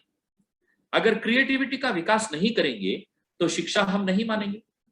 शिक्षा का चरम लक्ष्य ही छात्र के समग्र विकास के साथ साथ सृजनात्मक विकास है, या सृजनात्मक विकास के साथ साथ समग्र विकास है। तो मित्रों, ये जो 6 सोपान थे और व्याकरण पाठ्यपुस्तक विधि के अनुसार अपनाया गया था। इसके बाद आपके कुछ और भी प्रश्न थे। वो प्रश्न क्या थे सर? अपठित गद्यांश, अपठित पद्यांश। ओके, बालकों को सरल कैसे बनाया जाए? ओके, आप में से कोई अगर अपना अभिप्राय सामने रखना चाहते हैं तो अनम्यूट करके आप बता सकते हैं 1 मिनट में।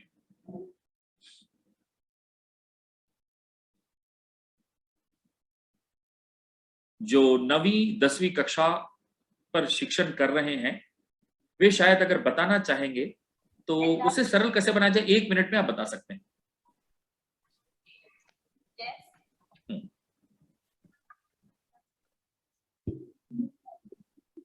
रितु सिंह, आप बताना चाहती हैं तो बताइए। कौन बता रही हैं? जो भी अपनी बात को रखना चाहते हैं प्लीज आप लोग अपनी बात सर के सामने रखें। जी आनंद जी, आप बता दीजिए।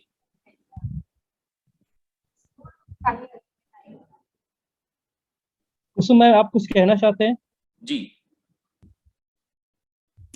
सर, भाषा को उसको सरल बनाने के लिए उसके जो बच्चे होते हैं, विद्यार्थी होते हैं, अगर उनकी भावनाओं को समझकर उसके आधार पर अगर हम समझाएंगे तो भाषा को सरल बना सकते हैं। क्योंकि हिंदी भाषा जो है, अभी ऐसा हो रहा है ना कि जो विद्यार्थी है जो बहुत कम बोलते, तो उनके आधार पर हम समझ के उनके अनुसार अगर हम समझाए, उदाहरण देख के, तो सरल बन सकता है। ओके, ठीक है जी। तो अभी जो परखने पर आप जैसे अनुभवज्ञ अध्यापकों की सूचनाएं लेने पर अंत में निष्कर्ष हम अपठित गद्यांश को या अपठित पद्यांश को सरल कैसे बना सकते हैं, में हम 1 मिनट में क्या कह सकते हैं। सबसे पहले स्तर के अनुकूल गद्यांश हो, बालकों के स्तर के अनुकूल, जो कक्षा के अनुकूल, उनके स्तर के अनुकूल गद्यांश हो। छोटे बच्चों को बड़ा ना दिया जाए, बड़ों को छोटा ना दिया जाए, उनके स्तर के अनुसार देने का ध्यान रखें। First point. सेकंड पॉइंट क्या है, बच्चों को जब भी हम सिखा रहे हैं तो 3 लाइन वाला गद्यांश, 4 लाइन वाला गद्यांश, पहले 3 लाइन वाला ही गद्यांश ले, 1 प्रश्न दे। एक साथ अगर गद्यांश रखे तो 10 पंक्तियों वाला क्यों रखें हम, और 5 पंक्तियों वाला गद्यांश रखें, केवल 2 प्रश्न दे। इसका ध्यान रखना चाहिए। Okay, step by step, 3 line, 4 line, 5 line, 6 line, एक स्टेप्स के अनुसार उनको हम सरल से कठिन की ओर ले जाने का प्रयास करें। तीसरा, जब भी हम गद्यांश देते हैं और नीचे प्रश्न देते हैं, उन प्रश्नों के उत्तर लिखने के लिए कहते हैं। कभी कभी हम ऐसा करेंगे तो गद्यांश पढ़कर प्रश्न ही लिखिए। छात्रों को हम ये देंगे कि उत्तर मत लिखिए, केवल प्रश्न लिखिए।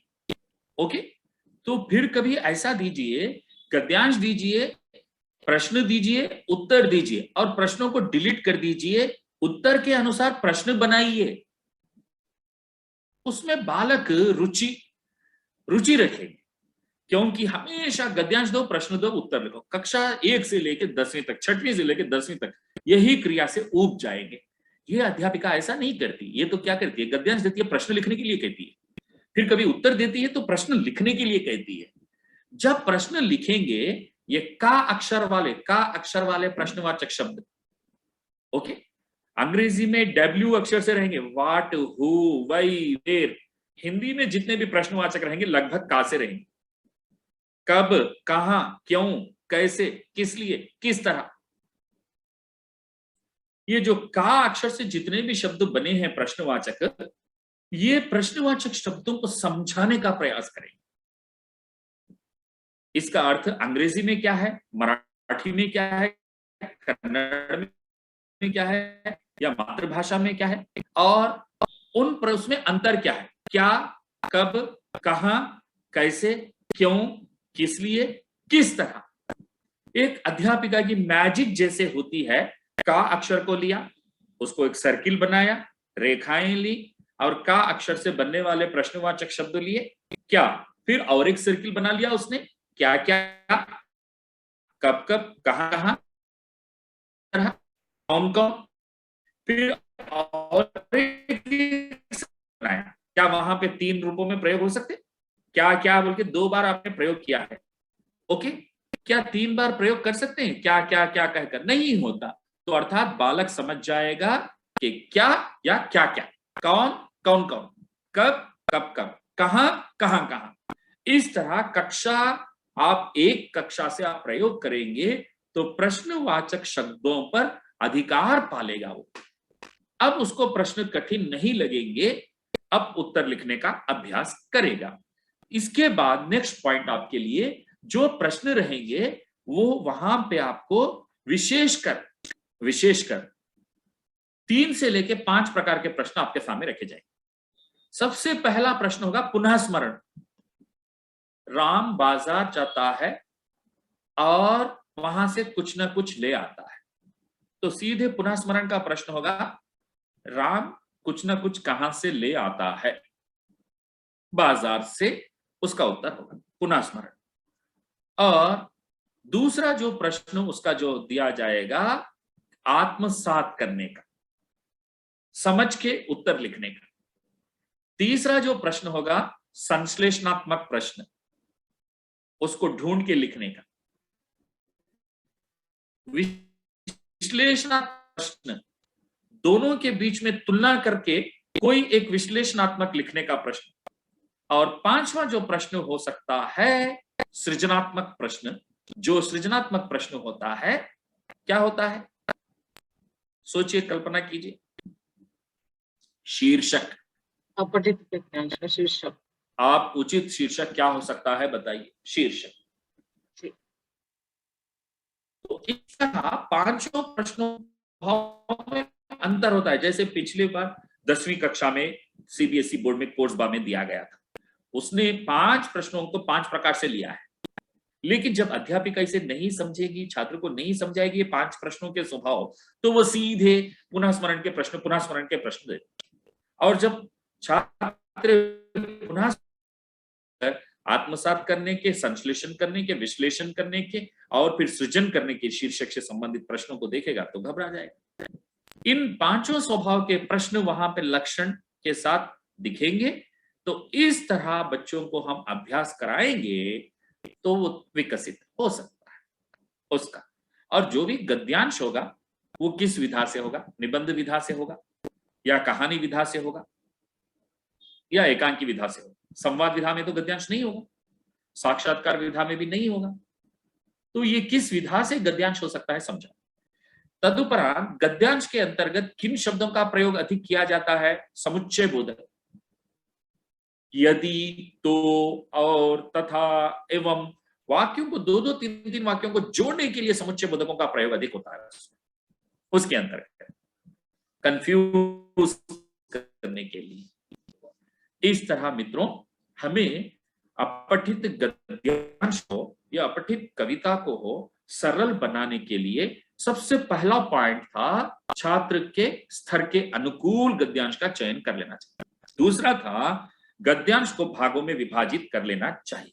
दूसरा, तीसरा था गद्यांश में पूछे जाने वाले 5 प्रकार के प्रश्नों से परिचित, स्वभाव से परिचित कराना चाहिए।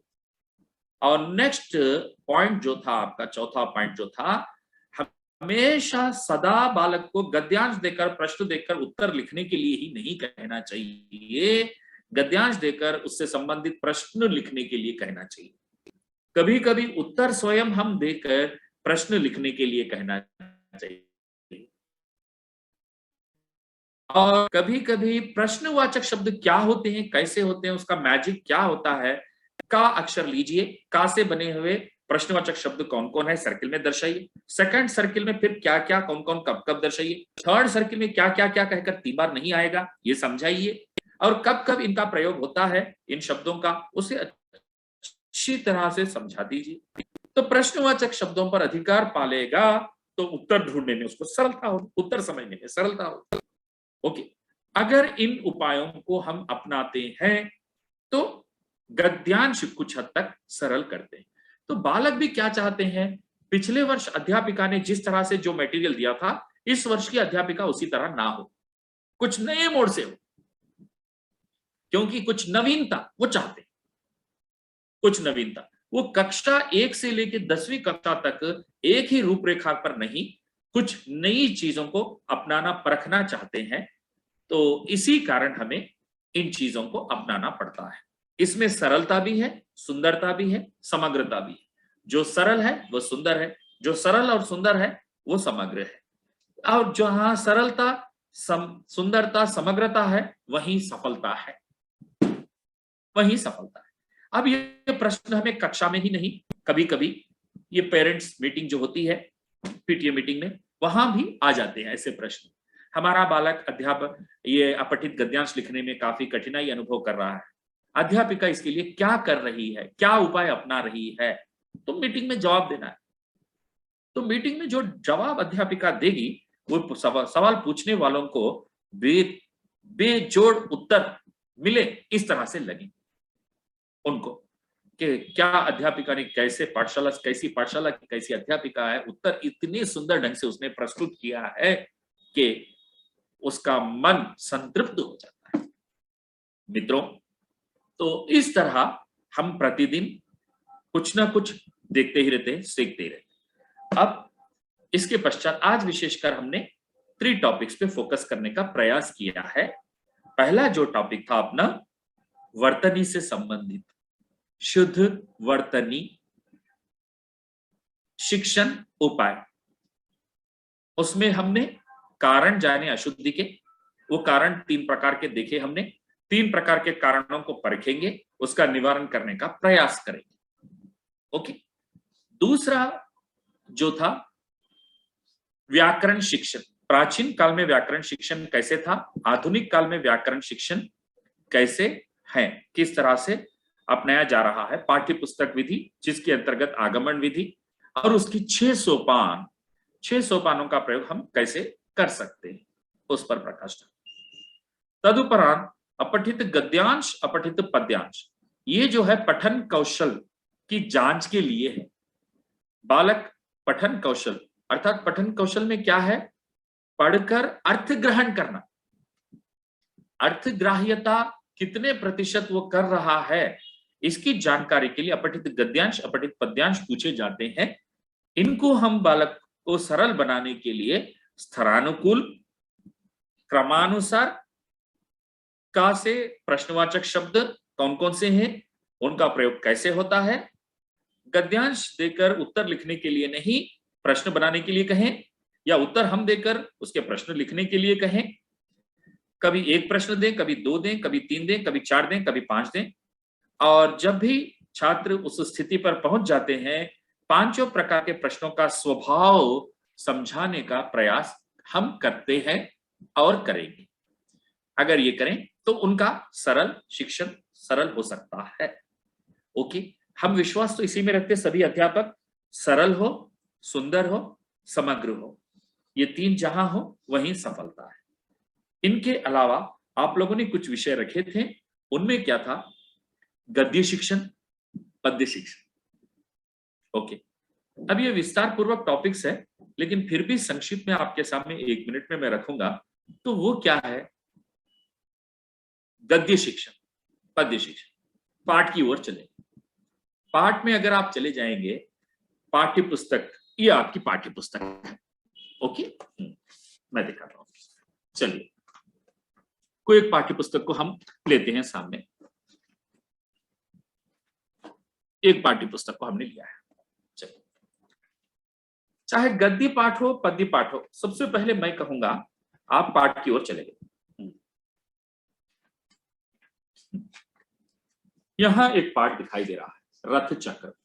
मित्रों, तो मैं आपसे पूछूंगा, पाठ है क्या? पाठ है क्या? पाठ क्या है सर? पाठी। तो इसका उत्तर हम इस तरह से देते हैं एनसीईआरटी की ओर से। ये जो पाठ आपको दिखाई दे रहा है, ये स्किल्स है, जिसको हम लर्निंग आउटकम्स कहते हैं। लर्निंग आउटकम्स जो है उसको हमने पाठ के रूप में दिया है। लर्निंग आउटकम्स को, सीखने की संप्राप्तियां, सीखने के प्रतिफल, जो हम कहते हैं शैक्षिक मापदंड, इन शब्दों का प्रयोग करते हैं। शैक्षिक मापदंड को हमने पाठ के रूप में, सीखने के प्रतिफल को पाठ के रूप में मोल्ड करके आपके सामने हमने रखा है। एक उत्तर हो गया।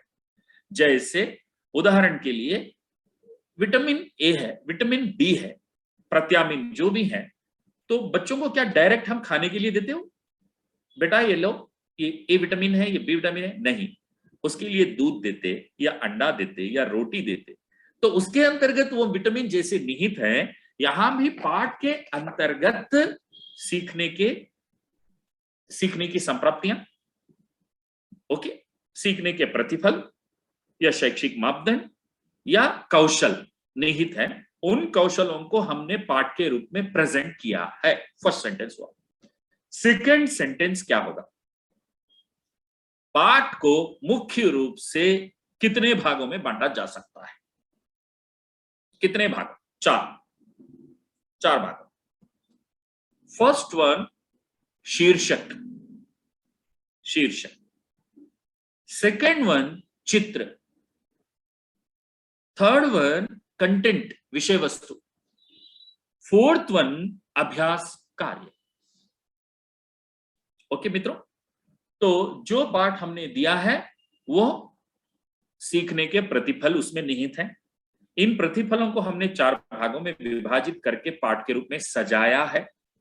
क्या सभी अध्यापक इन 4 भागों का सरल सुंदर प्रयोग करते हैं?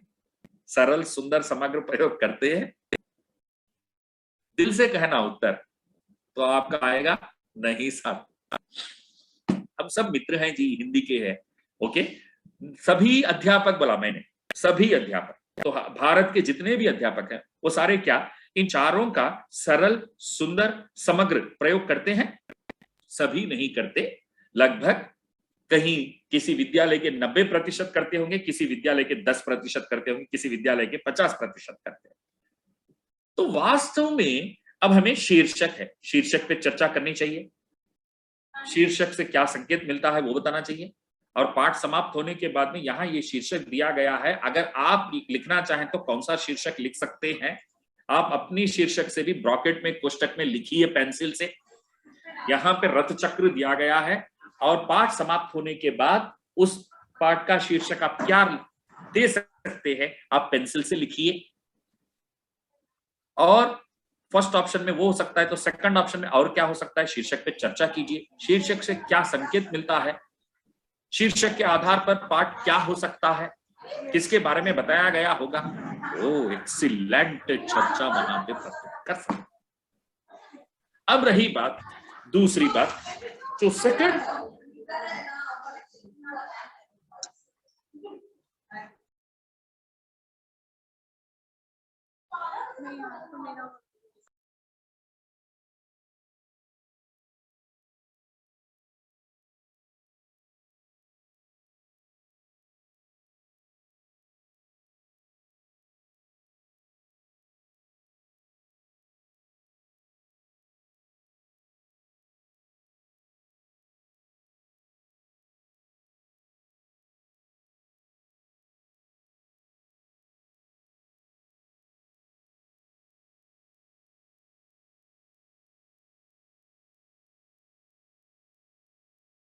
सर आप म्यूट हो गए, आपकी सर आवाज आपकी आवाज नहीं आ रही है, म्यूट है सर, आप म्यूट है। ओके, धन्यवाद जी। तो ये जो चित्र है, चित्र भी हमसे बहुत कुछ कहते हैं। चित्र में भी संज्ञा शब्द है, सर्वनाम है, क्रिया है, विशेषण है, बहुत कुछ है। अगर हम पाठ का चित्र कोई ले लिए उदाहरण के लिए, चित्र में क्या क्या दिखाई दे रहा है पूछेंगे हम, तो वो शब्द बताएंगे। उन शब्दों का विस्तार करने के लिए एक एक शब्द पर अनुच्छेद लिखने के लिए कहेंगे। चित्र से कोई कविता लिखने के लिए कहेंगे, चित्र के आधार पर एक संवाद लिखने के लिए कहेंगे। तो मित्रों, चित्रों का भरपूर प्रयोग हम कर सकते हैं। आधुनिक शिक्षक के रूप में, न्यू एजुकेशन पॉलिसी के रूप में मैंने कहा आपको जो पाठ दिखाई दे रहा है वो पाठ है, लेकिन उसके अंतर्गत विटामिन के रूप में शैक्षिक मापदंड, सीखने की संप्राप्तियां, सीखने के प्रतिफल छिपे हुए हैं। इन सीखने के प्रतिफल को 4 भागों में विभाजित कर दिया गया है, जो एक शीर्षक था, दूसरा चित्र था और तीसरा कंटेंट था। जब आप शीर्षक की चर्चा करेंगे, चित्र की चर्चा करेंगे, तो कंटेंट इजी लगेगा बालक को। अगर शीर्षक को छोड़ेंगे, चित्र को छोड़ेंगे, डायरेक्ट कंटेंट पे जाएंगे तो बोझ महसूस करेगा, बर्डन महसूस करेगा, क्योंकि कक्षा 1 से लेकर 10 तक अध्यापिका उसे उसी तरह पढ़ा रही है, उसमें कोई परिवर्तन उसको देखने को नहीं मिला। तो नवीनता लाने के लिए हम चित्र से भाषा की खोज करते हैं, चित्र का प्रदर्शन करते हुए उस पर बातचीत करते हैं, चित्र में बहुत सारी चीजों को ढूंढ लेते हैं, चित्र में शब्दों को ढूंढते हैं, शब्दों को ढूंढे, उन शब्दों का विस्तार करने। जैसे चित्र में सूरज है, सूरज पर 5 वाक्य बताइए। जैसे चित्र में एक पेड़ है, पेड़ पर 5 वाक्य बोलिए। एक एक स्टूडेंट एक एक कॉम्पिटिशन के रूप में बोलेगा, बताएगा।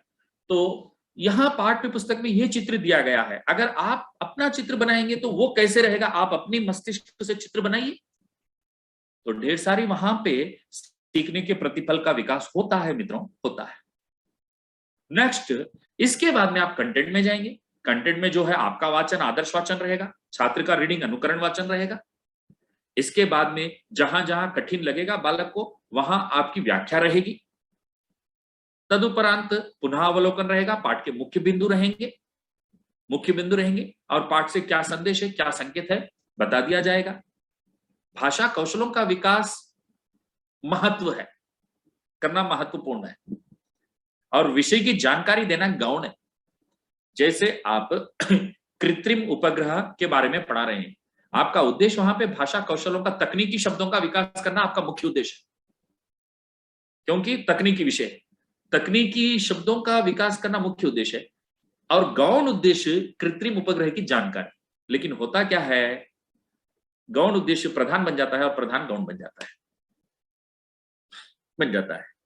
तो हमें जो अपने जो विद्यालय के लिए सरल, सुंदर, समग्र अपनाएंगे तो सफल ही सफल रहेगा। गद्य शिक्षण में मैंने आपको हिंट दे दी है कि चारों भागों का संपूर्ण प्रयोग करें, एक।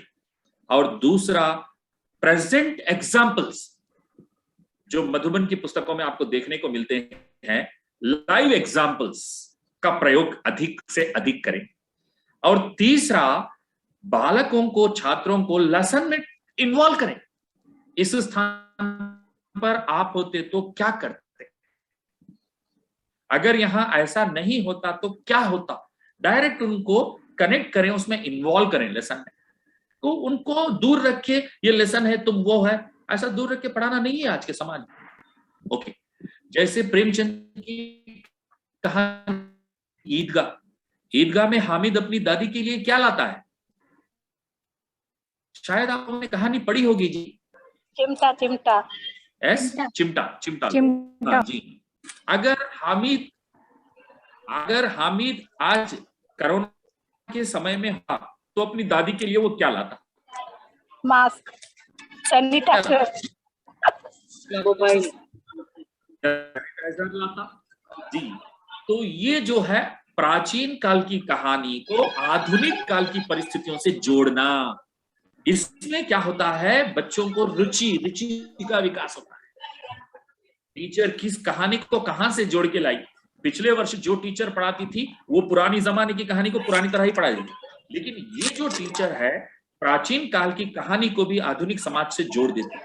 आप सब जोड़ते हैं, मुझे मालूम है, पता है इस विद्यालय के विषय में, क्योंकि लाइव क्लासेस में भी हम अटेंड किए थे आपके साथ। ओके, तो मित्रों, तो इस तरह से हमें लाइव एग्जाम्पल्स लेना है और प्रेजेंट की घटनाओं से जोड़ना है और उनके न्यूरॉन्स को हमेशा एक्टिवेट रखना है, जो मस्तिष्क के जो कण है, सोचते विचारते रखना है और उनके स्थरानुकूल संदर्भों का प्रयोग करना है और पाठ में उन्हें जोड़कर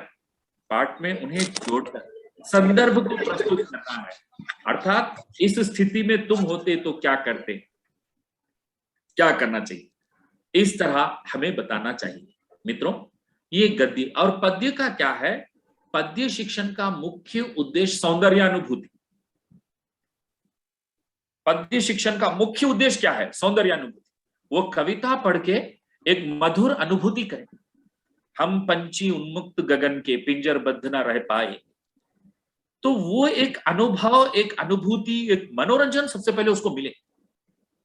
वहां पे भाषा विकास दूसरा है, सबसे पहला तो अनुभूति, मनोरंजन की एक सौंदर्यात्मक अनुभूति ही उसका मुख्य उद्देश्य है कविता शिक्षण का। अगर सौंदर्यानुभूति नहीं होगी तो अन्य कविता शिक्षण का कोई मुख्य उद्देश्य नहीं रहेगा। मित्रों, चलिए आज से आपसे चर्चा करते हुए अच्छा लगा। हम आगे भी जुड़ेंगे, आगे भी कई विषयों पर चर्चा करेंगे। आज के मुख्य बिंदुओं में वर्तनी दोषों का निवारण करने के लिए समस्याओं को जाना हमने। सबसे पहले समस्याएं विशेषकर वैयक्तिक थी, भाषिक थी और व्याकरणिक थी। अब उन तीनों को परखते हुए हम उसका निवारण करने का प्रयास करेंगे अपने शिक्षण में। तदुपरांत व्याकरण शिक्षण को देखा, पाठ्य पुस्तक विधि को अपना लिया हमने, उसके अंदर आगमन विधि को अपनाया है और 6 सोपानों को हमने अपनाया है। व्याकरण शिक्षण सरल, सुंदर, समग्र, सफल, चिंता नहीं लगी। इसके बाद गद्य, अपठित गद्य, पद्य के लिए कुछ हमने प्रकाश डाला है। प्रकाश में हमारे सामने कुछ ऐसी बातें आई जो सरल बना सके अपने गद्यांश को, पद्यांश को। मित्रों, उसके बाद हमने कुछ गद्य शिक्षण पर भी प्रकाश डाला इस प्रकाश के अंतर्गत जो पाठ है वो पाठ एक मनोवैज्ञानिक के मस्तिष्क में क्या होता है, एनसीईआरटी पाठ को किस रूप में देखता है, पाठ को सीखने के प्रतिफल के रूप में देखता है, और वो प्रतिफलों, सीखने के प्रतिफलों का विकास करने के लिए उसे 4 भागों में बांटता है, एक शीर्षक, दूसरा चित्र, और तीसरा विषय वस्तु, और चौथा अभ्यास। इन चारों का हम सदुपयोग करेंगे तो सरल, सुंदर, समग्र, सफल का हम पा सकते हैं। तो भाई और बहनों, समय आसन्न हो रहा है। बड़ी खुशी हुई, समय कैसे बीता आप सबके साथ 2 घंटे का पता ही नहीं चला, क्योंकि आप सब कठोर श्रम में लगे हुए रहते हैं बच्चों के साथ। आप घर में भी हो तो स्कूल की चिंता, स्कूल में भी हो तो बच्चों की चिंता, बच्चों में सदा डूबे रहते हैं। इसी कारण महात्मा गांधी जी ने एक वाक्य कहा था, शिक्षक राष्ट्र निर्माता होता है, teacher is a builder of the nation. तो आज का समय ऐसे बिल्डर्स के साथ, नेशन के बिल्डर्स के साथ व्यतीत करने में काफी मधुर अनुभूति मिली है, और मधुबन को बहुत बहुत धन्यवाद। अपने संदेह निवृत्ति के लिए एक व्हाट्सएप का समूह बनाए रखते हैं मधुबन की ओर से। उस समूह में हम और भी कुछ संदेहों की चर्चा करेंगे, क्योंकि सारे विषय की चर्चा शायद 2 घंटे में, और भी संदेह और भी पीपीटी साझा किए जाएंगे। आप अपने मस्तिष्क से अनुसंधान करते हुए, नवीन पद्धतियों को अपनाते हुए अपने को सरल, समग्र और सफलता की ओर बनाने का भरपूर प्रयास करने की आशा करते हुए मैं अपनी इस चर्चा को समाप्त करने की अनुमति लेना चाहता हूं। और मधुबन की ओर से योगिता जी भी जुड़ी हुई है, वो भी आपसे कुछ बताएंगी। धन्यवाद, नमस्ते। नमस्ते सर, बहुत बहुत धन्यवाद सर, आपने बहुत अच्छा समझाया हम लोगों को। धन्यवाद सर, मीटिंग ज्वाइन करके बहुत ही अच्छा लगा। धन्यवाद सर। थोड़े से हमारे भी डाउट थे जो आज क्लियर हो गए। Thank you sir. धन्यवाद सर। आप सभी अध्यापक वृंद का जो आज हमारे साथ रेड क्लिफ स्कूल से जुड़े हैं, आप सभी का धन्यवाद।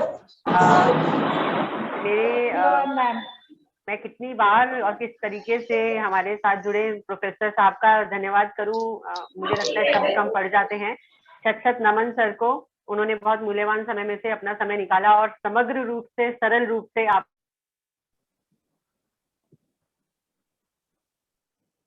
योगिता मैम, आपका माइक बंद हो गया। योगिता मैम, माइक मैम आपका आवाज म्यूट हो गया मैम। सॉरी। सरल रूप से, समग्र रूप से जितने भी संभवतः तरीके होने चाहिए, जितने भी माध्यम होने चाहिए, सर ने आप तक अपनी सामग्री पहुंचाई। जो भी आपके विषय से लेकर समस्याएं थी उनका निवारण करने का सर ने प्रयास किया। तो मुझे लगता है कि आज की कार्यशाला जरूर आपके लिए कुछ ना कुछ लाभान्वित आप हुए होंगे उससे। इसके अलावा अगर आपको लगता है, जैसे सर ने अभी भी कहा कि अगर कोई डाउट रह गया है क्योंकि हम लोग 2 घंटे में सब कुछ नहीं समेट सकते, फिर भी सर ने बहुत सारे बिंदुओं को समेटा है। मैं संपूर्ण कार्यशाला में थी, आने में शायद 15-20 मिनट थोड़ा लेट ज्वाइन किया मैंने, लेकिन मैं संपूर्ण कार्यशाला में थी। तो कहीं ना कहीं मुझे लग रहा था कि आप लोग की जो गंभीरता थी, या जहाँ पे आप विषय को बहुत ध्यान से सुन रहे थे, तो वहां समझ आ रहा था कि आप विषय को ग्रहण कर रहे हैं। तो आशा है आप लाभान्वित हुए होंगे। और अगर अभी भी आपको लगता है कि आपके कुछ प्रश्न रह गए हैं या कुछ और पूछना बाकी है, तो हमारे साथ हमारे आनंद जी जुड़े हुए हैं एग्जीक्यूटिव महाराष्ट्र के, वो आपको जरूर, आप उन तक अपने प्रश्न प्रेषित कीजिए, हम आपको निवारण देंगे।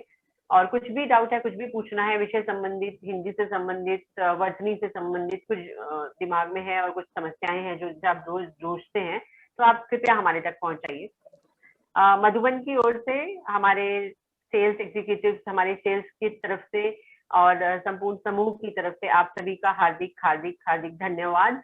आपने हमारी पुस्तकों का चयन किया। मुझे आशा है कि आपको पुस्तकें जरूर पसंद आएंगी, और अगर पुस्तकों के पढ़ाते समय आपको लगता है कि कहीं कुछ पूछना है, बताना है, कोई सजेशन आपके पास है, तो कृपया हम तक पहुंचिए।